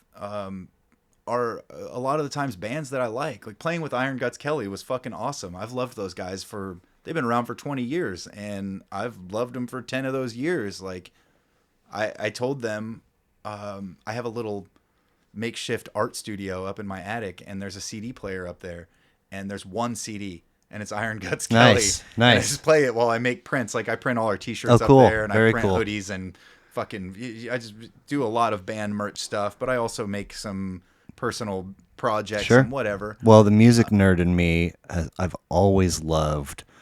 If you're the opener, like, I don't need to see you set up, but if it's a 2-band or a 3-band bill, when the opener finishes and they got to break down and do it quickly because you got a middle act coming up and they've got to set up. That I love that because you have different collections of people that must be focused and efficient and precise And not too drunk. not too drunk, but also could be one of the only moments of the evening where members of both outfits are interacting. Yeah. Maybe the opener doesn't stay around for the third band or whatever the case may be, but That's bad form. absolutely. You gotta stay until the absolutely. end. You should be in the anyway. And if you're the headliner, you got to be there for the opener. Fair enough. But there are challenges unique to each outfit and to each person within each outfit. But there's so much overlap and so many similarities that I always just think, how cool would it be to be, behind, not necessarily record, but just experiencing the interactions or the vibe or whatever. But I digress. Bottleneck, all three bands. Yeah, Bottleneck with Against Me, Rise Against, and None More Black. It was sweaty and gross. I barely remember. I was like 17 in the Bottleneck with a fake ID, and just it's fucking mind blowing. And I didn't really come to appreciate this album for what it really is until a lot later, when I got past the anthemic screaming like frenetic nature of it and started actually like delving into what the singer is saying. The singer of the band is Laura Jane Grace, who's a trans woman, and she's lived a life. She wrote a book. Yeah. Did you read the book? No. I have a copy. I'll send it to you. Really? Yeah, it's fucking great. I'm sure I got it the same way. Okay. Nice. It's a really great book that documents her struggle through being like a fucking cocaine addicted punk rocker that's just wild as fuck, and then coming to grips with the fact that she's trans and feels like she's not living in the body that doesn't match her mindset, and she was married to a woman. Just a kid. Yeah. Evelyn. Okay. This is her grandma's name. Nice. I'm a big fan. I can tell. I'm a big fan of this individual and of the band. But this album is the finest work, in my opinion. They put out a lot of really good music that's great in its own rights, but this one it really fucking I have this on vinyl and I spin it regularly Nice. from beginning to end. Cool. Because it's this like roller coaster kind of. It's not all screamy. It's not all pissed.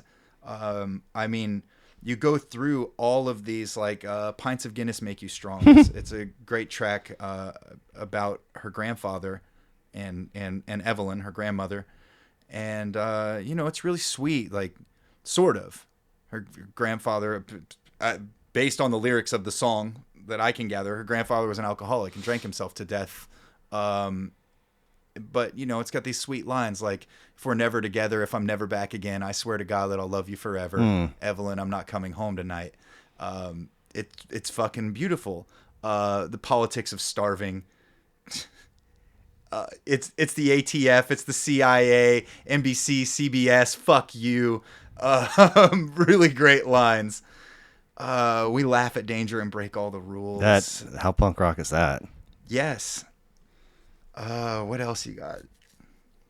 Well, Those anarcho-punks are mysterious. We're all presidents. We're all congressmen. We're all cops in waiting. We're the workers of the world. There's the elite and the dispossessed. It's Absolutely. only about survival. It's fucking great. And which is the one? Is there a track on there that has an ellipses at the end? that's we're getting there. Okay, You're, okay, sorry, You're stealing sorry. my thunder Damn it. here, man. I didn't mean to. So I'll cut it out. You go through all of this like social commentary and this bearing of a personal soul in a lot of kind of angry ways and a lot of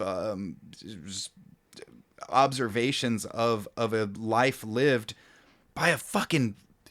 She was like 22 or something. Anyways, you go through all of this and these deep thoughts about anarchism and you know, the bullshit of it, and the desire to be dedicated to this cause that you feel is righteous, but you also see how it can't work. And then you get into the last track, 8 full hours of sleep. There it is. And it's a fucking really beautiful acoustic,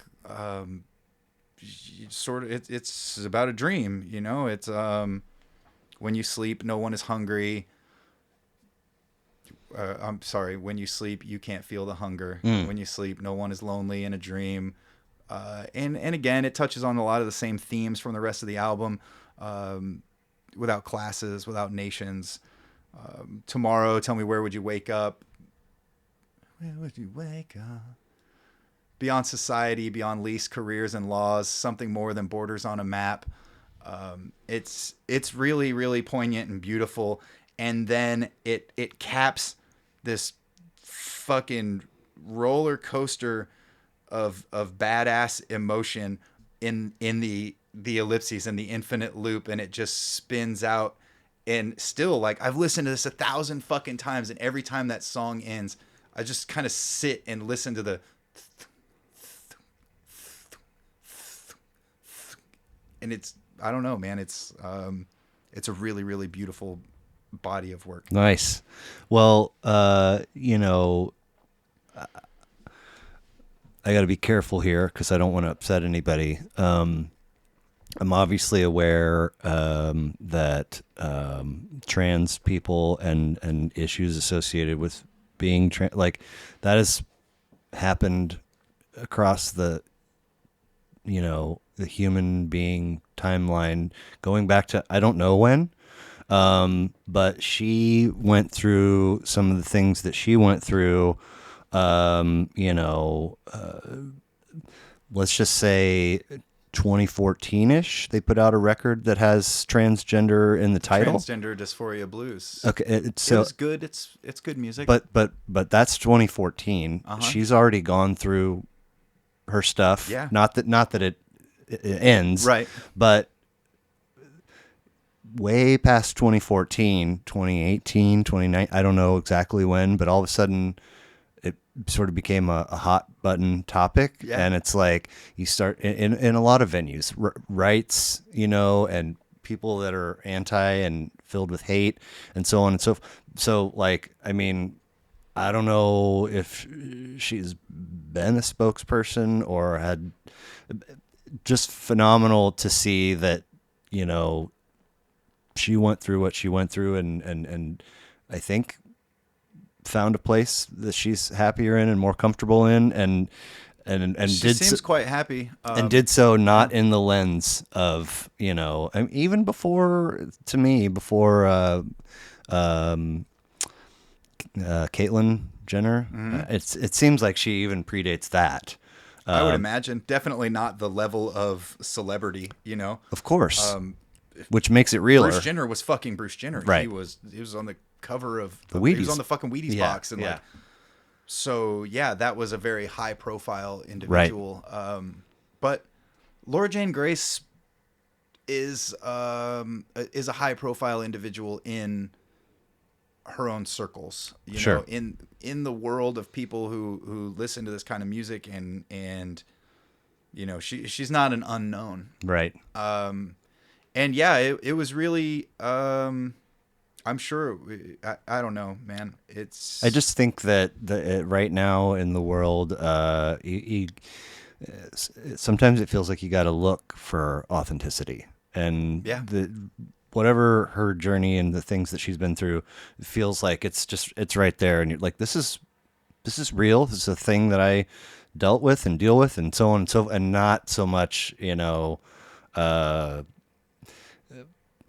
under that lens, and sort of affiliated with. There's a lot of clickbait stuff that like they want you to think this way or look at this content in this particular way, and it strips away the authentic, the human element of it. And that, in my experience, I didn't feel that way with her. Absolutely. And I really admire her ability to be unapologetically her, and at the same time to, you know, I feel like a lot of people would be a lot less shitty and hateful if the people that did things that they're into were more open about their own struggles. You know, it's very easy to relate to this individual. Like, I don't care if you're trans or fucking whatever. None of it makes any difference to me when I view you as a musician. I love the music that you made. And so then for that person to be like, here's what my life is like. Here's what it feels like to be me beyond the portion of what it feels like to be me that I've already told you about. Here's the rest of it. And it's like, you have that connection, you know, it's like somebody you love telling you that they're gay, and you're like, well, cool. So what? Yeah. So fucking what? You're awesome. Yeah. You're I still gay, love you. Great. Yeah. Like, go. Okay. Yeah. Yeah. And so I think that we could combat a lot of social issues with more less preachiness and more authenticity from people like that are just like, here I am. Right. Did you like what I did before, and now you're upset that I grew my fucking hair out, right, and I want to be called Laura Jane Grace and right, not Tom. I don't even remember what her fucking name was. Right. Tom something. Couldn't tell you. Yeah. Do you think that I didn't look for this in particular, but it was always sort of in the back. Do you think that they caught any flack for either the title of the album or for the likeness of Axl? Reinventing Axl Rose? Yeah. I think that they were so irrelevant that it didn't matter, probably. Interesting. I don't know. Right. I'm sure she addressed it in the book. I don't remember specifically, but all of this shit is like super DIY still at this point. Okay. Like, she would make... Well, yeah, it's their debut record, right? Yeah, but it carried on the DIY nature of it all. Like, she would make the Transgender Dysphoria Blues. The cover of the record is a tiger or something, like a... Okay. Right? I'm thinking of the right album? I didn't... I'm pretty sure it's that record. It's got a tiger on it, and it's made from cut and paste art that she cut out of a magazine in the studio with an X-Acto knife while they were recording. And like, all this shit is done in that capacity, where like they're just punk kids from Gainesville making music. Nobody gave a shit. Axl Rose never heard this record. maybe he's heard it now, but what are you gonna do? Right. And I think also it's complimentary. She's a Guns N' Roses fan. Sure. And talks about that in the book. Yeah. And, what are you gonna do? Right. Well, from '02 to '06, the Lawrence Arms, Oh Calcutta. Interesting connection there, actually, before we delve into that. Please. So Brendan Kelly is the lead singer of the Lawrence Arms. Okay. One of my favorites. I'll gush about him shortly. But he used to host, maybe he still does, I don't know. He used to host a program in Chicago, where they're from. And I never knew. I liked the Lawrence Arms as a band, and I've liked Against Me. And I never knew of all of the big connections between these people, like Alkaline Trio. And before Laura Jane Grace came out as a trans woman, she was on Brendan Kelly's talk show, and with the band, and he's there, and they're good friends. One of the tattoos that she covered up on her arm said "Ramblin' Boys of Pleasure," which is a Lawrence Arms lyric that she and Brendan Kelly went and got together on their wrists, and she covered hers up because she's not a boy. Gotcha. And thank you. I was going to ask. So she went on Brendan Kelly's talk show with the band, and she's still very much in the closet. And he said something to the effect of, he's a very, very quick and insightful, like he clearly reads a lot and he pays attention to what's going on. And so he just kind of off the cuff goes, "So Tom, do you like to wear women's underwear?" And she's like, "What the fuck?" And kind of, brushes it off and goes on. And then he turns to her bandmate and he's like, "Did Tom just evade my question about wearing women's underwear?" Jesus. And then later finds out that, yeah, his assessment of the lyrical content was right. And, you view things differently once you know that kind of information. Like, oh, when he was, there's finger quotes there for anybody. Yeah. When he was singing about she, he's the fucking she. It puts you in a whole different, like, you thought he was singing about a woman, and he was, and he's the fucking woman. It's autobiographical. And so that's just a funny relation between this artist and that artist. Right. And let's move on and talk about Brendan Kelly.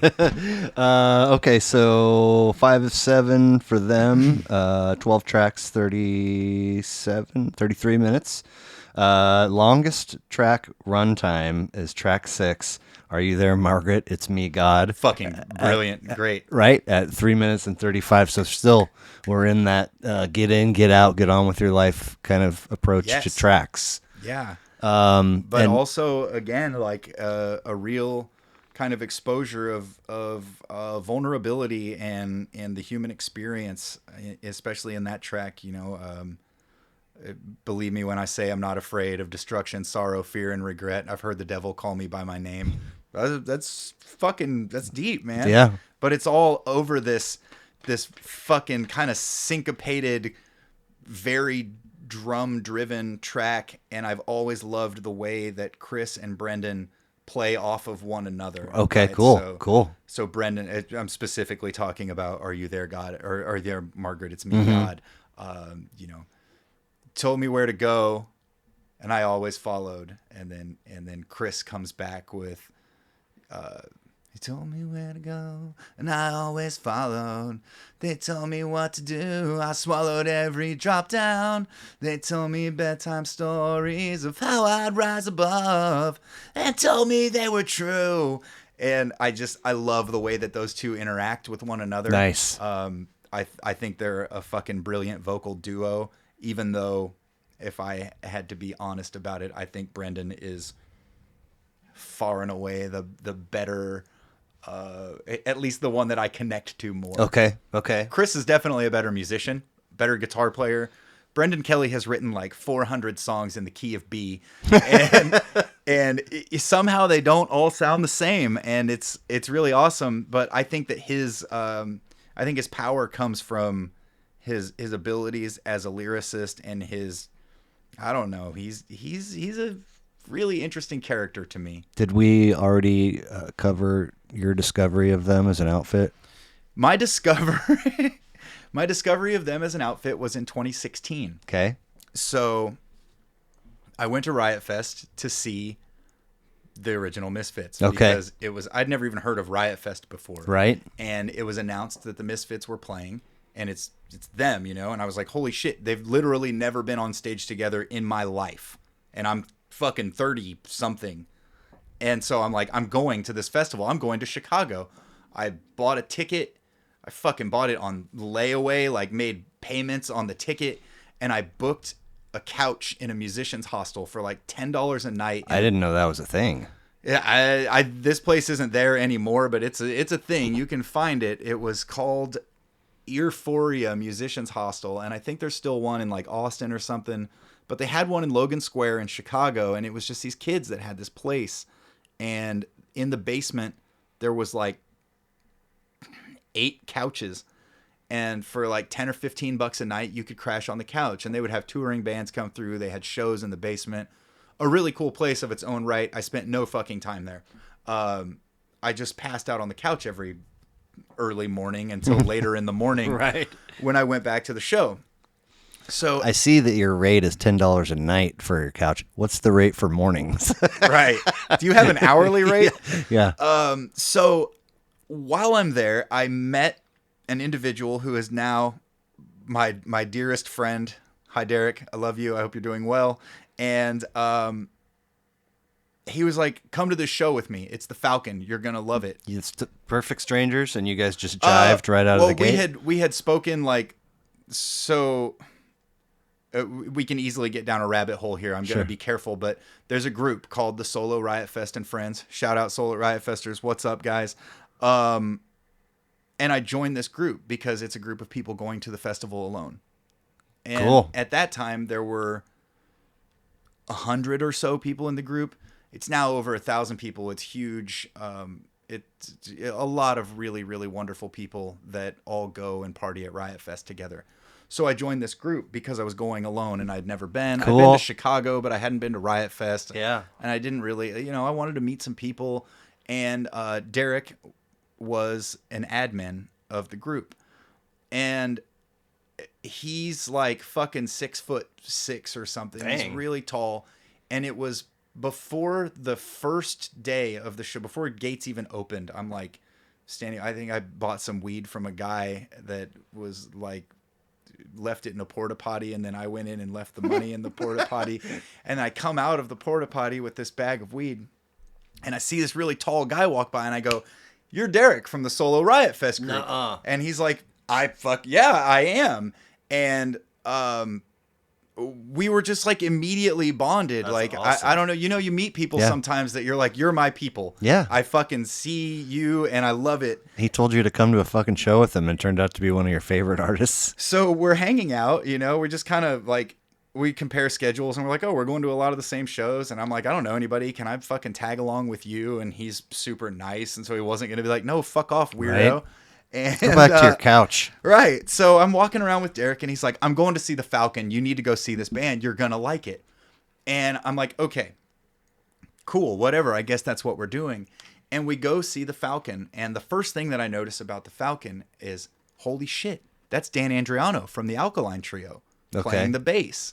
And he's like, yeah, he's in the band. And the next thing that I noticed was, who's this fucking drunk guitar player fucking up every song? He sucks. And Derek's like, that's Brendan Kelly from the Lawrence Arms. And I'm like, man, he's fucking loaded and he's wrecking every song. Like, I can't believe it was. You knew right away he was loaded. Oh, he was clearly drunk and he literally fucked up every song. His errors were obvious to others as well. Real loud and fucking just bad. Okay.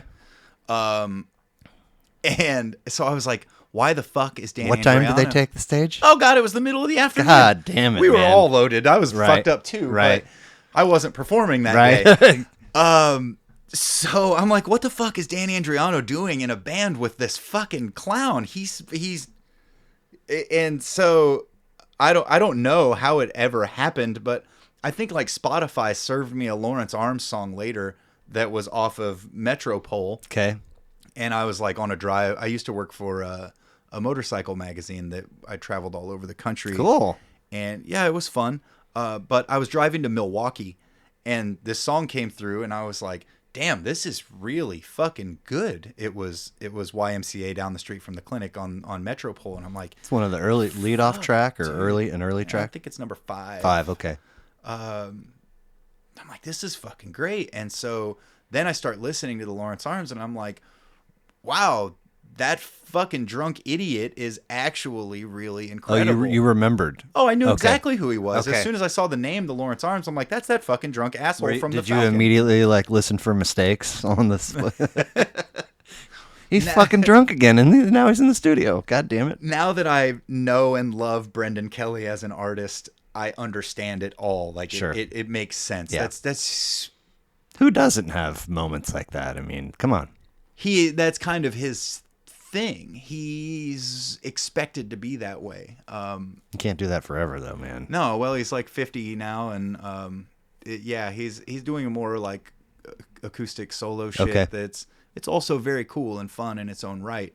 But I don't know where I'm going. I'm down a rabbit hole. Well, now, you're on your way to Milwaukee. I'm and on my way hear- to Milwaukee, and I hear the Lawrence Arms, and I'm like, wow, this is really good. And so I started delving more into it, and I listened to all of the Metropole stuff and all of this Calcutta stuff, and it just I became like quasi obsessed with the guy from a musical standpoint of What a like, 180. yeah. I thought he was a drunk asshole, and I was right. He was a drunk asshole. But he's brilliant. He's a fucking brilliant lyricist. He's Nice. so witty and so observant, and just like, I don't know, man, the things that come out of his mouth, you're like, and he's like lacking in a filter in some way that I feel like I wish I could be, you know? Like he just says shit that not like I got something to say, I raped your mother today, Right. but like just real weird shit, like I don't know, it just talking about his dick or in some kind of weird poetic way Sure. that you're like, that was somehow strangely beautiful Yeah, for a song nice. about your dick. Nice work. Put it away now, but nice, Yeah. nice job. Well, man, it's you know, sort of the impetus for this is I know what I like, you know, and that came with, you know, years of snobbery. Like if your tastes don't align with mine and your shit's garbage, bro, well, that's not how life works, or anything for that matter. But so I want to learn a little bit about you, and I want to learn a little bit about some records that have meant something to you, whether it's, you know, when you're 8 and accidentally Nirvana gets left, or, you know, later in life. It's always fascinating to me when somebody has an artist on their list that I've never heard of, and it's doubly fascinating when they have 2 records by said artists that I've never heard of. It was only that way because it's a toss-up. I can't say which Oh, one okay, I like that's more. fair. That's fair. It's the old like asking me to pick my favorite kid. Yeah. Yes. This is 2014 and Metropole, not Metropole. Metropole. Metropole. Yes. And these two actually, for what it's worth, were chronological. They didn't put anything out in between here. Right. It was a decade in between. Yeah. Really. So 6th of 7, 31 minutes, 12 tracks. And by this point, the parallel between track run times of songs on your albums list and track run times of your own material is unmistakable. I've got a very short attention span. Okay. I got to be honest. I tried to listen to your podcasts, and not just yours, podcasts in general. I can't do it. Fair enough. Like, I find myself wandering off in my head, and I'm Sure. like, wait, these people were having a conversation. Yeah. And even if I was enjoying it, I just like, Mm-hmm. I need it to be like, I think, maybe you should put out a 3-minute podcast every day. well, maybe. But I mean, I think that is on varying degrees a thing that we're all experiencing. And also, you know, at least twice so far since we sat down, you've done what is this, 2023, which is, thank God I'm not the only one. Because I used to be like, that was August 3rd of 2009. And now I'm like, is it fucking Wednesday? I don't even know.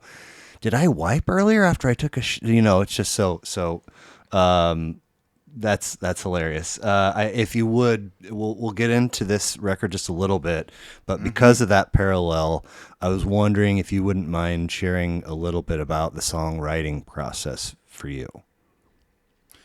Wow. Okay. Huge change in gears. A songwriting process for me, it depends on the song. Okay. I'll I will openly tell you right now that the song LBG that I wrote about Lewisburg, my hometown, I sat down and said, I'm going to write a Brendan Kelly song. Oh, okay. I want to write a song in the style of Brendan Kelly. The song is played in the key of B and B minor, and it's a very Brendan Kelly kind of progression from it starts on C sharp to like D and up to A. I'm probably fucking it up, but it doesn't matter. The point is, it's a very Brendan Kelly kind of progression. And I had the idea for the lyrics without being too fucking deep, sad musician guy. I was on my way back to my hometown to buy pancakes at the pancake fundraiser for my Cub Scout leader who had died unexpectedly. And it was 2020, I believe. And yeah, it was, because that's why there was, the best you could do was go to buy pancakes. And I had the idea for the song on the way there because I was just filled with this fucking disgust for what I was doing, where I was going. And I was like, I fucking hate this place. And the only reason that I come here is because somebody died. And so here I go. I'm going to go do that thing. And I felt like the lyrics kind of just came out. And so then I had these lyrics and I'm like, what do I do with it? This is kind of Brendan Kelly-esque, the whole approach, the lyrics. And so I was like, let's make it a Brendan Kelly type musical arrangement as well. And so that's how that one happened. And a lot of the time, go ahead. When something like that happens and the lyrics are coming to you, is it sort of like whatever you're dreaming about when you wake up and it's so fucking clear, but by the time you have picked up your coffee mug for your first sip, you're like, I only really know like 2 or 3 words to describe the whole. So when the lyrics come to you, do you have to put them somewhere or they're gone? Yes, okay. Absolutely. I typically take out my phone and record the audio. I just speak Good for you. I'm very happy to hear that. I've got a notebook, like not unlike the one that you have right there. It's a plain ass black and white, the classic notepad. Just says notebook on the front. Yeah, exactly. That one. I have one of those that I jot ideas in. And, sometimes things come like for my whole life. And I've heard other musicians talk about it before as well, where like once in a while, a song just like falls out of the sky and lands on your fucking head. And you're like, well, there's that one. And then the other 99 of the 100 songs that you write in your life are hard fought, and you have to actually like piece it together. For me personally, I think that what I really prefer to do if a song doesn't fall out of the sky and land on my head is I prefer to start with music.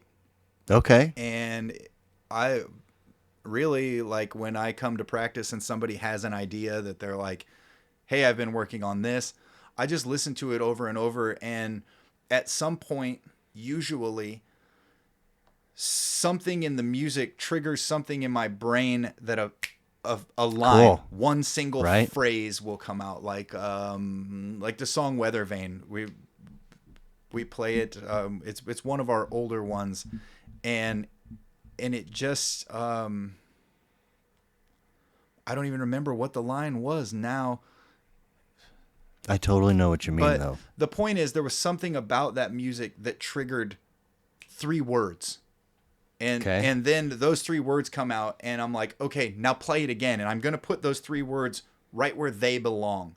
And then maybe another line will come on either side of that. And now I've got 8 words, and I can arrange those 8 words in a fashion that, okay, now there's a concept coming, right? Like, because you start out with a phrase that doesn't mean anything. Right. Like I think it was Looking This Way and That Okay. that came with Weather Vane. And then I'm like, okay, looking this way and that. And I'm like, my head's like a weather vane. It's gonna break my fucking neck. And it just started coming in a way that now I've got it. Now I've got a concept. I went from looking this way and that to like, why is there so fucking much going on all the time? Why am I so distracted? And why am I like, just this life is perpetually fucking barraging me with bullshit. And so now you've got a line, you've got a rhyme, you've got a theme, and that thing can come together as a song. And that's kind of the process that I prefer. If, like I said, it doesn't just fall out of the sky and land on my head in a complete fashion. I like to come up with one line that really sticks with me, and then build it around that, and the theme sort of reveals itself, and then you can, Sure. Now, so you have songs that fall out of the sky and hit you on the head, and then songs you got to get in there and work at. And songs that John writes. And songs. And those are 3. Okay, for Sirens in the Suburbs. Yeah. Okay. Yeah. Now, but for songs, for you, is the feeling of, I think that song is complete, or I'm happy with, is the feeling relatively similar from song to song to song, where you kind of go, I like that, I'm going to put it over here now and focus my energy elsewhere? I don't know if I would ever say any of it's good or complete. I'm very critical of myself. And that's probably for the better, in the sense that, like, I don't just let anything fly, Sure. And I'm not trying to be like the produced work that we have put out is brilliant. You're not coming across that way. That's not me at all. In fact, I would say you probably shouldn't even bother listening to it, honestly. No, that's a joke as well. But when you're your own worst critic, the shit other people say should just bounce right off, right? Yeah. Nobody's ever said anything to me that was worse than what I think about. What I can think about my own work. And so I guess to that end, what I'm trying to say is that when I've got these ideas, none of it ever feels quite done until it's done, and then right? It's like the combination clicked on the lock. That's what I'm trying to. Yes, there you go. Very good. Okay, nice. That goes there, and that rhyme is fucking weak, or this is we can do better than that, or this line doesn't make sense, and you take the good part and you fill in something different until you're like, okay, that's better. How does that work with this? Songs that you write, songs that John write are the bulk of Sirens in the Suburbs songs. They're the entirety of Sirens in the Suburbs songs to date. Okay. What we're doing right now, I told you that we're all kind of working individually to bring together things. It's producing a lot different music in a lot of respects. I mean, we're still us. It's not gonna. Right. I heard a quote from Dave Grohl when, after Kurt Cobain had killed himself, and he put out the Foo Fighters record, and he's like, people were really pissed at me about that record, and they're like, because it sounds like Nirvana, and he's like, why? Because it's got big drums and loud guitars. That's what I fucking do. What do you think I was gonna make a reggae album? And so in that sense, the Sirens in the Suburbs music that we're working on right now is Sirens in the Suburbs. We all do what we do, and the music's going to reflect that. But I would like to think that the things that we're working on right now are more developed and more they've got more musical depth than 3 chords and a backbeat. Now, and feel free to say it's none of my business, but are there times That's none of your business where you've written a song and you get to a spot where you're like, I like, it's not necessarily done, but I like it for what it is, but for whatever reason, like, I'm just gonna keep it, like, I'm not gonna share it with the band right now. Does that happen? Yeah, I mean, it happens in every regard, lyrically, musically, because nobody's one-dimensional, right? Like, right. Yes, I fucking love punk rock music, and I can sit here all day and talk to you about Henry Rollins and Glenn Danzig and Iggy Pop and fucking all these things that ignite me. these things that I've loved for so long. But also, like, I like fucking 50s doo-wop music. I like hip-hop. Okay. I like all kinds of shit. Sure. And I don't always play an electric guitar. Sometimes I'm playing an acoustic guitar and it sounds different, right? Exactly. And so, you know, in these different mindsets and different approaches of things that inspire me, yeah, a lot of times like the other day I sent Dave a riff that I had been working on that just kind of, I was like, this sounds really cool. I don't know if it's a Sirens in the Suburbs song, but I like it. And so, yeah, I mean, that happens. And I've got a small body of work that it's my solo shit, man. yeah, I'll never put it out as that, but you know, yeah, I've got a small body of work that's just me singing songs. And also, I mean, I've been at this a lot longer than just the last 3 years. Sure. If you can believe it. I'm 37. I didn't start writing songs when I was 34. Right. So yeah, I mean, there's old hangarounds from fucking teenage years. And one time I wrote a country song about the guy that lived across the street from me called Powers Street, because my name's Powers, but I lived on Powers Street as well. Nice. Did you steal a street sign before you moved I never from there? did. Damn. Never did. Okay. But this guy lived across the street from me. He was a huge piece of shit. Just fucking... Down in the Berg? No, in Lawrence. Oh, okay. Okay. Huge dirtbag. And I wrote a song about it, and I think it's fucking hilarious. Nice. And I love it. And it's just me ripping on all the shit. Like, he had a fucking dog kennel in his front yard that was just full of bags of trash. Ugh. And, like, rolls of carpet stacked up next to the house. Picnic table that had a cooler sitting on it all year round. Like, he wasn't like he went to the lake and took the cooler out and set it. It was just there. Right. And so I just sat and looked at this shit pile across the street from me, and I'm like, what kind of individual are you? Right. You know, that's never going to be a Sirens in the Suburbs song. It's a very country song. Now, when you say that you sent Dave this riff the other day, is that a relatively easy thing for you to do once you have put the guitar down and hit stop, or do you have to jump through a bunch of hoops to get it into a thing where you can then go, here you go, buddy? For just the exchange of ideas, no. I mean, I've got I probably got the same thing as with vocal content. I use the voice recorder on my phone religiously. Okay. And if I scrolled through right now, I there's probably 100, maybe more, just little guitar recordings that that kind of turned me on in some way, like that.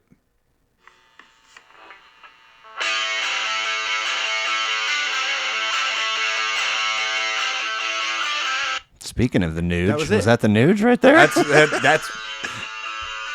That's what I loved about it. I was like, this has got a Ted Nugent nice. kind of feel. Nice. It goes elsewhere on later, but so that can be literally just boop boop and send it. Okay. Yeah, absolutely. It doesn't have to be packaged up nicely and stripped down. And that's what all the work in the studio is for. Sure. You know, when you're developing ideas, you just go, and then everybody else comes. Look what I did, everybody! Everybody comes and looks at your lyrical musical vomit, and then they vomit on top of it. They're like, "Oh God, you threw up! Now I'm gonna be sick." Mix it in. And then you mix all the puke in a bucket. Nice. And it makes a record. That's a fucking vile analogy, but that's exactly what it is. You know.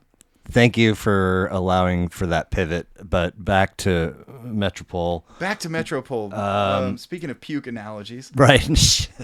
So little Axl sprinkled into your list in that we've got Reinventing Axl and From Against Me. Lose Your Illusion 1 was a track from Calcutta. And then Paradise Shitty on Metropole here. All coincidence, right? Well, I mean, we just discussed that Laura Jane Grace and Brendan Kelly are friends. Maybe they were, and we got 2006. They're talking about Lose Your Illusion 2 and 2002. So yeah, I mean, maybe that's them and their relationship making fun of Axl Rose or whatever. But Brendan's also got that thing about his voice that indicates kind of he didn't make it up. That Axl Rose. Oh, won't you please take me home? Is Lawrence Arms the one that has the track called "Scream Until Your Throat Bleeds" or something like? Scream Until You're Puking Up Blood. There it is. That's on Against Me. Okay. Axl Rose. But yeah, Brendan, I heard an isolated Dave Mustaine vocal track one time that was, Megadeth without Megadeth. Yeah. And I was like, holy shit, that sounds a lot like Brendan Kelly. Like, he's got this delivery that if you've ever, I don't know, I nerd out a lot on vocal deliveries, because your voice is a fucking crazy thing, and the way that you can manipulate it and use it, I don't know, it intrigues me, and it's fun for me to play with and listen to how other people use their voice, like Billy Corgan from the Smashing Pumpkins. He's got that very distinct voice that comes right out of his nose, right? There's like very little chest voice involved. It's all tonight, tonight. Brendan Kelly has got more chest, and it's like this compressive, fuck you if I'm wrong, I don't want to be right, fuck you, I'll be drinking in the streets all night. And it's, I don't know, man, it's but again, my point is, I heard Dave Mustaine's isolated vocals from Megadeth, and I was like, wow, that's kind of that fucking thing that Brendan Kelly's doing. I don't remember if it was "Watch Me Become a God" or whatever the fuck. I don't remember, but it was just an intriguing observation to me. And so I would say probably Axl Rose was a influential singer on Brendan. And there's a gal whose YouTube, I forget her real name, but she's like was a legit opera singer. Her YouTube handle is The Charismatic Voice. And she is very sharp and very cute, and she does reaction videos, and she's done a lot of metal. She totally nerds out. Like, if it's a 6-minute song, her reaction video is, 19 and a half minutes, because she goes back. I watched her do Tom Sawyer, and immediately she's like, we don't even get through like 2 bars, and she's paused like 4 times.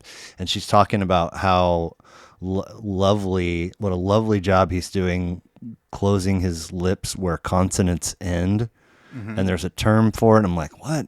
And then she's talking about how, Getty gets up there. I thought it was a woman when I was a kid. Same. I remember when I found out that Geddy Lee was a man. Yeah. I was like, talking about Rush? Yeah. No, that's a woman. Yeah. It's Geddy Lee. So she's like talking about, she can tell he's using all of the muscles appropriately to get the range that he is seeking. And it's not only pleasing, but in terms of fending off potential damage, he's doing it all right. Yeah. So I'm like, what? And then she's talking about how your feet play into all of that, and to such a level that you can dial in even deeper if you're barefoot. To the way, I probably need to watch her channel. Yeah, it's worth. I mean, short attention span theater over here. I don't know how far, but I regularly just fucking smoke my voice. And I bet, man. I mean, yeah, you've listened to the record. I just fucking balls out yell a lot of the time. Well, I've done enough of these interviews where folks have had metal or I don't know all the subgenre names, but where you just doing a quick glance and a quick read, and it's like, okay, they put out this record, and then they scheduled 18 months of shows to support the record, and 3 months in, they had to cancel the remaining tour because the recovery time from that shit is not tomorrow. No, you know what I'm saying? I mean, you can do permanent damage very easily, and I'm sure that I have in some capacity. I notice it more. Excuse me. I notice it more when I'm like singing. Actually, like when I have my acoustic guitar and I'm trying to sing a song, and I'm like, I can't deliver that the way that I used to be able to, because of the way that I deliver the things that are perhaps more important to me or more beloved. Like, I see it as an exchange. I know I'm doing it, but at the same time, I don't fucking care. Like, so what? What's going to happen? I mean, if you do irreversible damage. Yeah. When I'm 70, I'll be fucking old. Well, okay. Like. Right. But I mean, let's say you're going to be just a number at random. You're going to be in the songwriting and music performing lane for the next 25 years. Then I'll be Tom Waits later. You just gotta play the hand you're dealt and the Right. hand that you deal yourself. And Tom Waits, though, there's a lot of intention behind that. That's not, I sing this way because I fucked up for like 20 years. You know what I'm I saying? get it. It was an example of a Yeah, I hear you. I hear you. I'll have a different voice later than I have now, and I kind of, it's sort of a metaphor for life, I guess. I don't really, not to say that I don't plan for the future or think about the future. I just am willing to make a lot of concessions in favor of what I want right now. And maybe that's childish. And Interesting. I have an underdeveloped frontal cortex or whatever the fuck it means that, Literally, my next question are there short-term versus long-term goals for the band, or is it more of a like one day at a time kind of thing? Because you got your new the new place where you're practicing. You're sort of flirting with consistency in terms of day of the week. You got a couple potential gigs. They're booked. They're not potential. Oh, okay, my bad. I misunderstood. But I mean, is it literally kind of one day at a time, or no? Not at all. Okay. No, it's just sort of, if you think of it like a train. Sometimes it's going really fast and sometimes it's going really slow. Sure, but it's a good analogy. We're always still headed towards the destination, wherever that may be. And I don't know that any of us harbor any kind of illusions of like being famous rock stars or whatever. We just want to fucking play music. Sure. So that's what we're gonna do. That's mostly all that matters, right? Yeah, maybe somebody will listen to it. Maybe we'll go on a local podcast and meet some cool people. But yeah, the goal is always just moving forward, like continue producing, evolving. Yeah, and to continue to produce music that we all like to play and enjoy doing together. What's the one of the soonest phrases bio-wise in your Bandcamp is like four dudes from Kansas City that love punk rock music or something. Love to like play rock and roll. Rock I think and roll. Is what it is. Yeah, I don't you know go. who changed that. I made it louder, harder, faster. Oh, and that it was there for a long time, and then somebody updated it to that. Okay, and okay. That's fair. That's what we happens when you give admin access to everybody. Right, and I don't care. I'm kidding. Yeah, that's what we are. We're four dudes from Kansas City that like to play rock and roll, and so we've, even in these times of like starting a new job and John selling his house and everybody, we've all always had our eye on the ball in terms of like, what are we doing next? And we've got a good body of music built up for our next album. I would like to think Viva the LP, man. I think we're up to 10.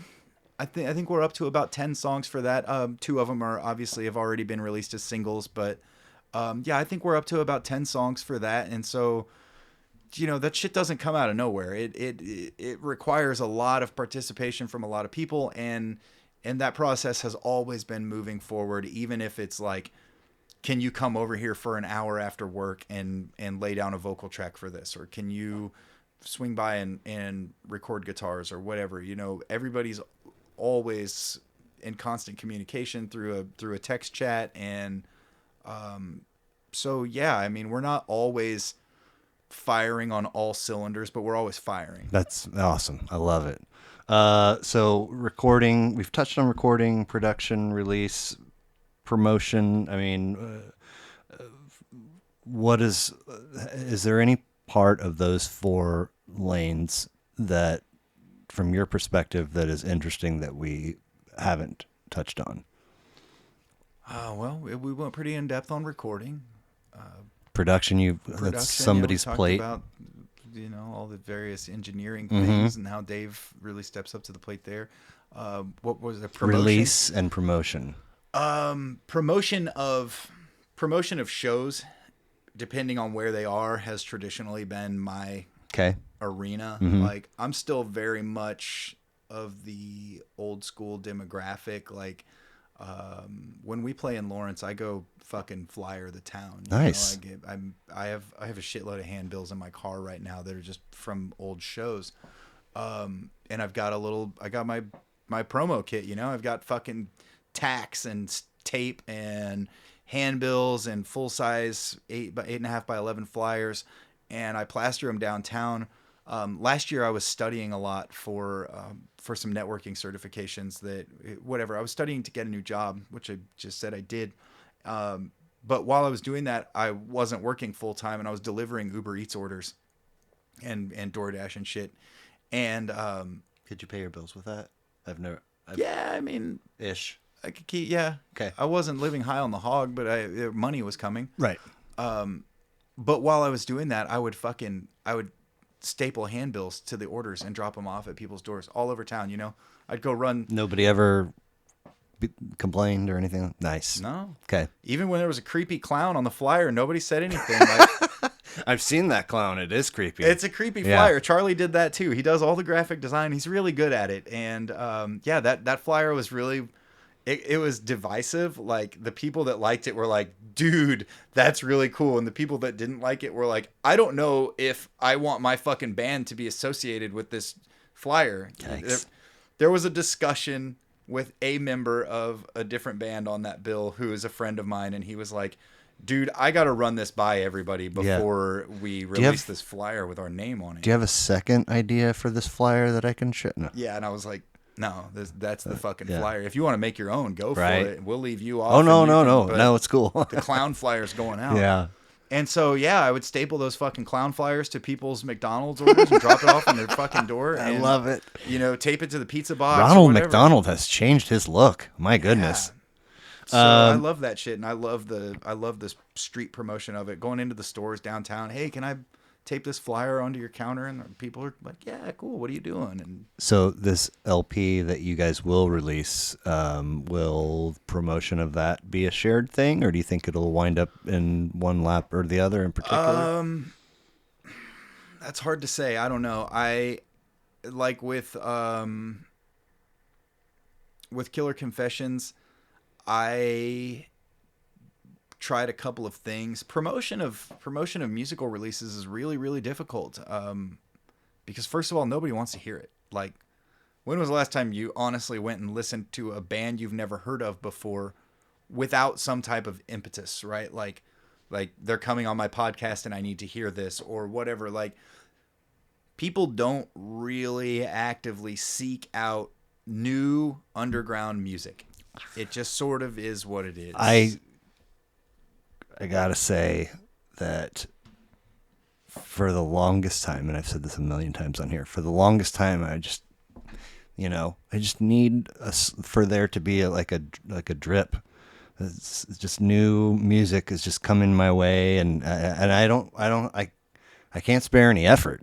I just need it to come, The Spotify release radar. Well, so somebody created a Spotify playlist that has upwards of 11,000 hours and 500 plus records on Sweet. it. So that I don't pay for Spotify, so I can only shuffle, right? Oh, I pay for Spotify. Well, I can't stand the fucking commercials. Me either. And sadly, there's a glitch happening right now where as the thing will, whenever it's time to go, most of the time when it's time to go to a commercial, it pauses, so I got to go over and start it again. Oh God. But anyway, I've probably added well over 100 by this point albums to the streaming service that I do pay for. And so what happens is I'll be in the kitchen and be like, what the fuck is this? This is amazing. And I'll look, and a lot of times I've already added it because other songs on that album are good. But being that band is incredibly difficult. Like, getting into the position where your music is served to somebody that's looking for it. It's, yes, there's fucking like 200 million artists on Spotify. I know. It's absurd how much is there for our consumption. And so I'm not even saying like, well, people don't seek out new music. I'm saying there's literally too fucking much of it. Right.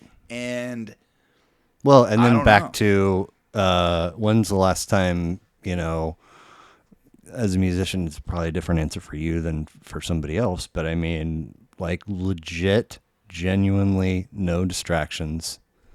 Put the cans on, put the phone out of reach, and listen to a record. Oh, I do it a lot. Okay, yeah. It's but one of my favorite what hobbies. about the rest of the world? It's the same yeah. thing as being on. That's what was background noise for Yeah. sure. Anyway, I cut you off again. It's hard to promote because a lot of times people don't want to hear it, and I think that's right where you were. Yeah, or just generally, it's hard to get in front of people that. I recognize that our music's not for everybody. We have a relatively niche audience, and getting in front of those people, you've got various modes, but it's all this gigantic machine that you have to try and figure out how to operate. Whether you're paying for Facebook ads or fucking Spotify, like. So that was the thing that I spearheaded when we released Killer Confessions, was like, okay, guys, let me try the Spotify thing. Spotify has a feature where you can submit to them unreleased material, and you give it to them and they review it, and it's got to be, you got to give it to them like 10 days or 2 weeks before the release date, and they review it. They ask you for... No, it's okay, free. Okay. It's free. And by doing that, you are automatically guaranteed placement in the new release radar of anybody who follows you on Spotify.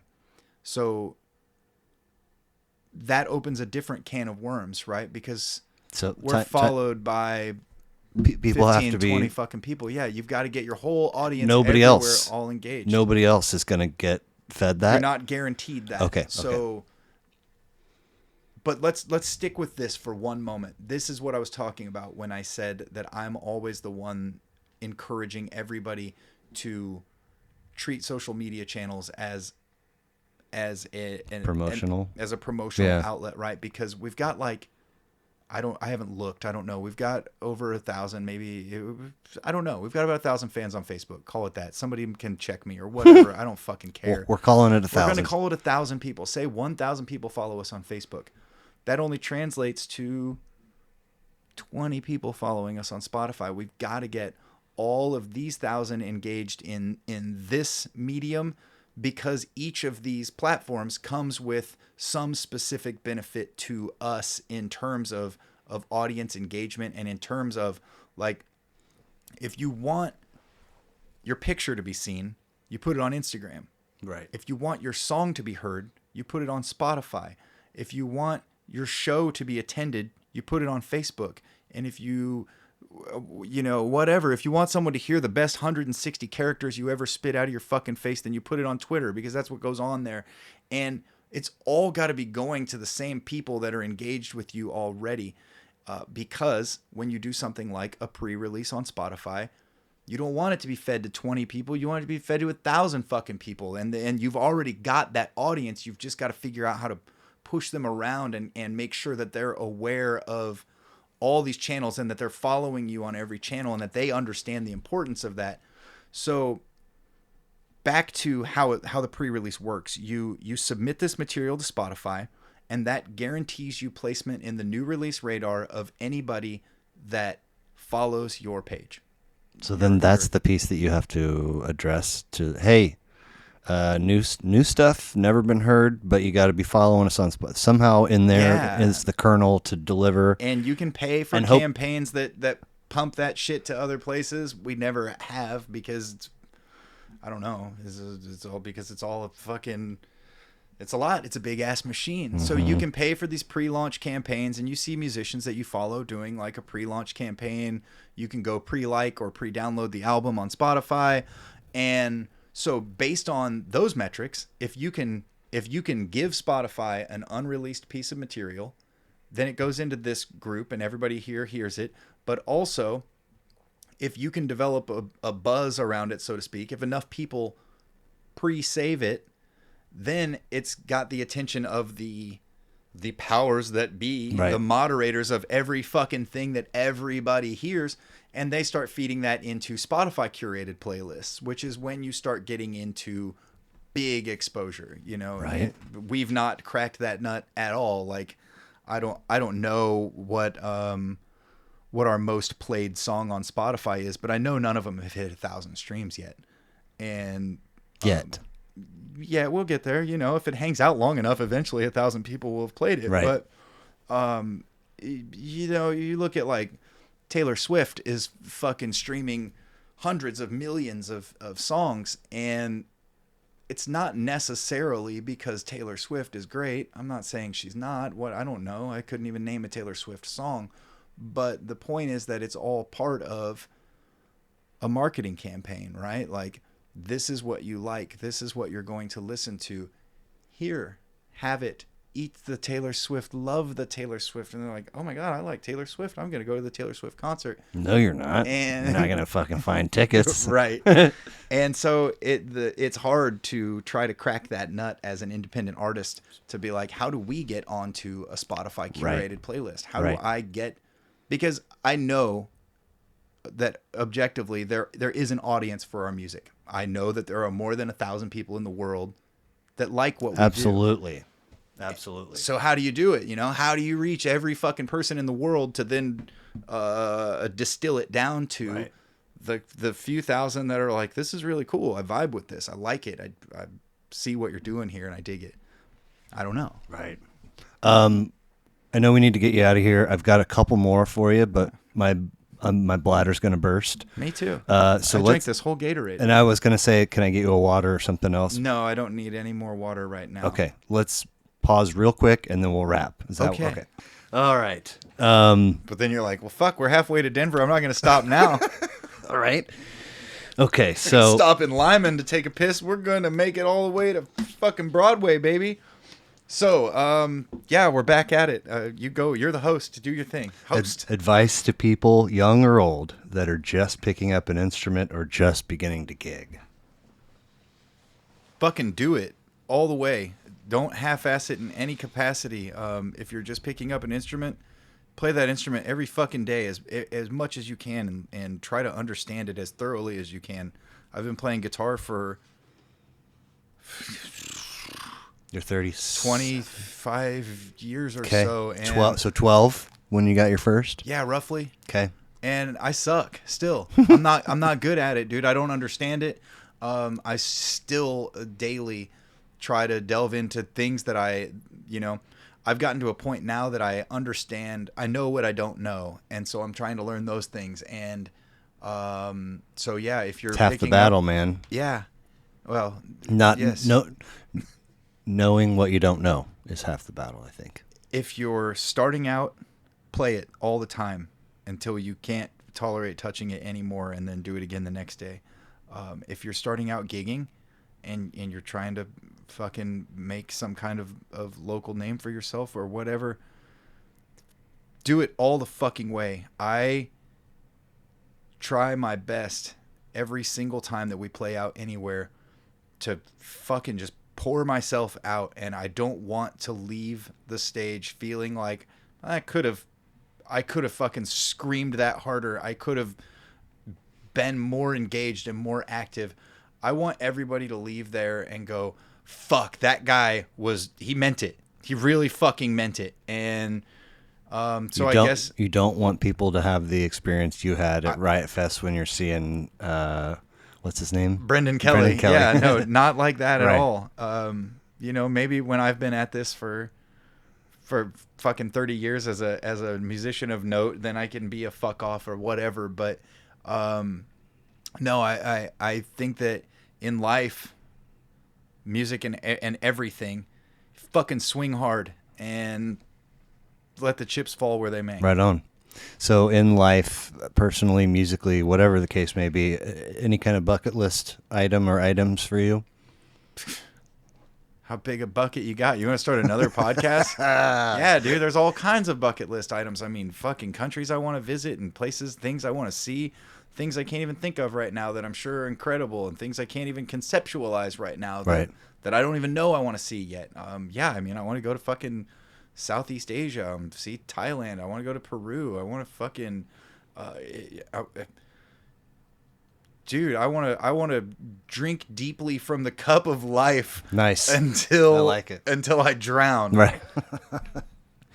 85 million lottery inheritance, whatever comes your way tomorrow. First move that you make, and does your life look different moving forward, or does it look relatively the same? Oh, I think you'd be ridiculous if you said your life looked the same with 85 million I can more only dollars than whatever. I can only answer for me, now. And I know mine would look different. My life would look grossly different. Okay. You know, yeah, probably not in necessarily a material aspect beyond, like, I don't know, man. I just a brief side story. When I was 17, I worked all summer long, and I spent $2,000 on a 1985 Gibson Les Paul. And when I was 20, I pawned that same guitar to pay the rent. And about 3 months after that date, I called my parents and I was like, I fucking pawned my guitar to pay the rent, and I don't have the $500 to get it back, and I need you to get it out for me. And they came and got it, and they're like, we're just going to hold on to it. Oh, shit. 17 years later, I picked up that guitar from my parents' house like a month ago. Nuh-uh. Yeah. It's sexy as fuck. I've played it every single day. Like, I feel like I'm 17 again when I take it out of the case, and I'm like, yeah, dude, this is it. Like, did you leave your parents' house $500 lighter? Yeah, okay. Yeah. I gave them the money and got the guitar back. But it was more than the $500. Of course. Like they were making sure that I wasn't going to fuck it off again. And so they were like, "Yeah, you're stable enough now." Yes, because shortly after I had pawned it, I was like, "Okay, I've got the $500," and they were like, "Yeah, so what? Congratulations, whatever." And I took that $500 and I bought the white Epiphone Les Paul SG knockoff thing that you see me play on stage. And so I've had that guitar for 15 years, and that was the $500 that I was supposed to be getting my Les Paul back with. So it was never about the $500. But right. Yes, I gave solid move on mom and dad's part, though. Yeah, huge, regardless, huge. Good fucking job, Mom way to go, mom and dad. Thank you, I love you.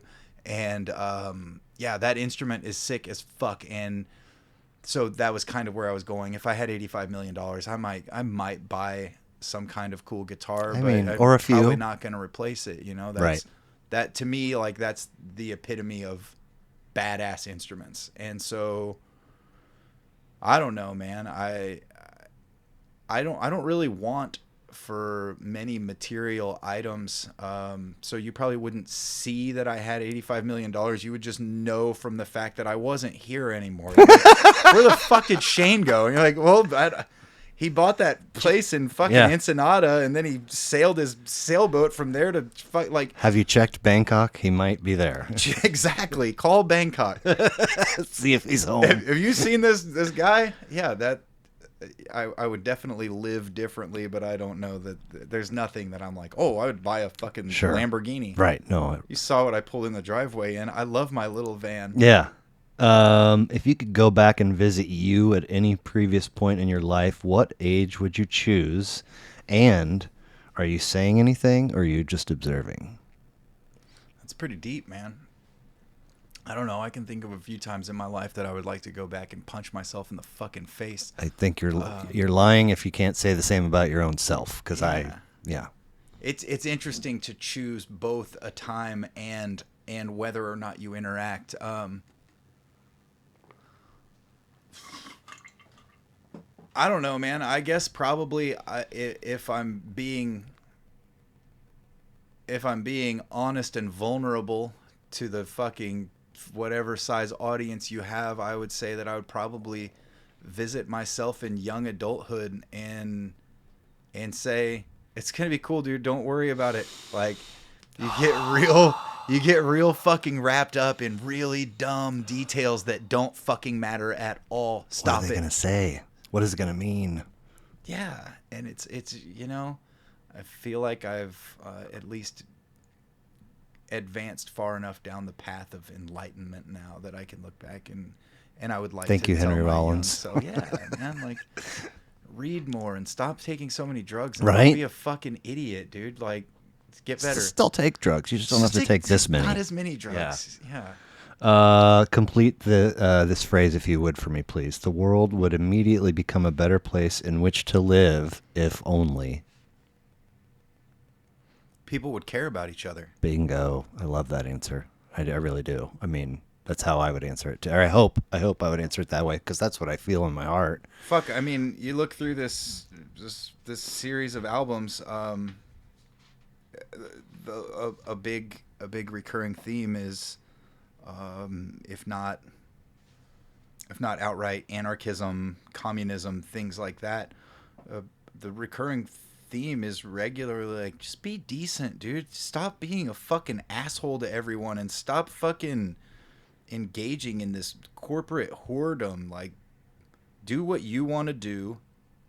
Be good, and not in the fucking walk the straight line sense. Be good to people and be good to the earth and fucking pull your head out of your ass. Right? Okay. So for folks hearing this or watching this for the first, they've never heard of Sirens in the Suburbs, the best place to stay in the loop, new releases, gigs coming up, here's where I can order a shirt. What's the best, or is there multiple places? I would be remiss if after my whole tirade about the universal promotion, if I didn't say go fucking follow all of them. Facebook, Spotify, Twitter. We're on Bandcamp. Does Bandcamp have a subscribe thing where if new stuff happens, people can? I believe that's how it functions. Okay. My biggest whatever my association with Bandcamp is that's our online merch store.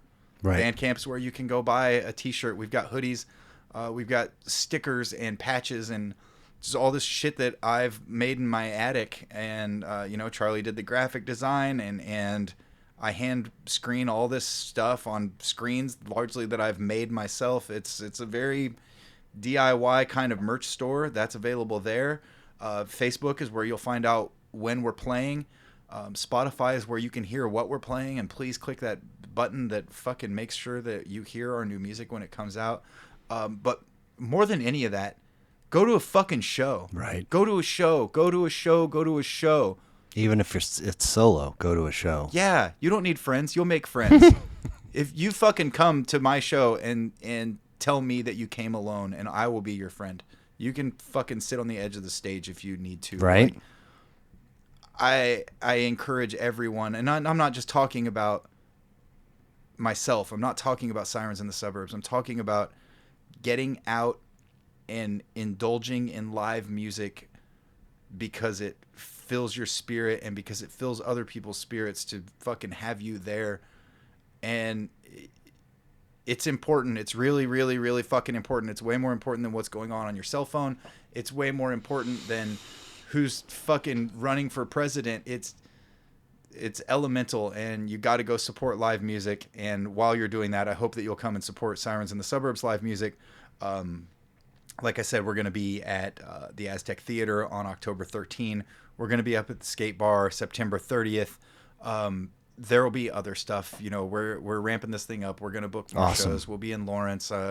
I'd like to go down and play in Wichita. I've been trying to get a hold of Kirby's Beer Store. If anybody at Kirby's Beer Store is listening, What's up, Kirby's Beer Store? Hit me up, Kirby's Beer Store. Right. Don't be a hater. Right. Last but not least, let's go. You ready? I'm on a fucking roll. You ready for this All one? right. Okay, this is not even in the notes. It's coming Off the cuff. It is okay and acceptable to wear the t-shirt of the band you're seeing at their show, true or false? That's hard because my initial reaction is no, don't do that. It's true that you should not wear the t-shirt of the band. However, my parents come to a lot of our shows. Like, they've seen us more than anybody probably, and they always wear their Sirens in the Suburbs t-shirt. Moms and dads are exempt. Right. It's super sweet. And I love seeing people wearing our merch at the show when they just bought it. Also a little caveat in those circumstances. If you just paid me $35 for a hoodie that I screen printed in my attic and you want to wear it out on the smoking patio, fuck yeah, dude, I love you. Thank you. Here's where I'm going with this, though. Don't go to a Bon Jovi concert with a Bon Jovi t-shirt on. Don't listen to Bon Jovi, period. Sorry. Everybody's got their Yeah. We're all at, for the most part, a Sirens in the Suburbs show because we like them, or somebody that we know or loves us likes them. So by default, we love them too. That's our common thread. That's why we're there. So rep something else. I already know you're a Sirens in the Suburbs because you bought a fucking ticket and you're here. Right. I want to see what else. I might not ever see you again. It's your one chance to. Anyway, I don't wear them. Your own band shirts, right? No.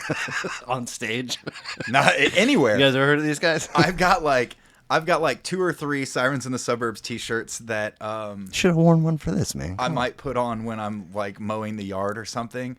But I only have them because, like, one time we played at this place called Harvey's. I call it Harvey's. It's Harley's.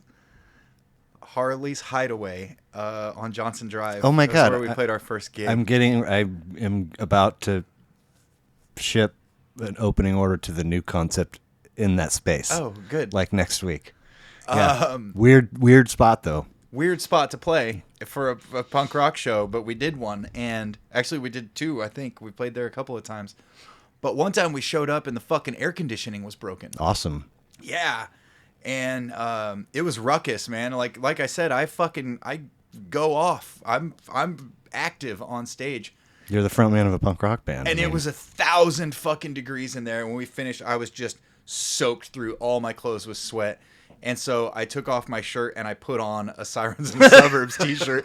And that's one of the 2 that I have in my drawer right now for working on the car or mowing the yard. But otherwise, you won't catch me wearing my own merch out, and you won't catch me wearing the shirt of the band that's playing tonight. Shane Powers, thank you so much. Sirens in the Suburbs, Twitter, Facebook, Instagram, Bandcamp, Spotify. Live fucking music. Appreciate you, man. I appreciate you. It's an awesome thing that you do, and it's thanks for having me. Appreciate you being here. See ya.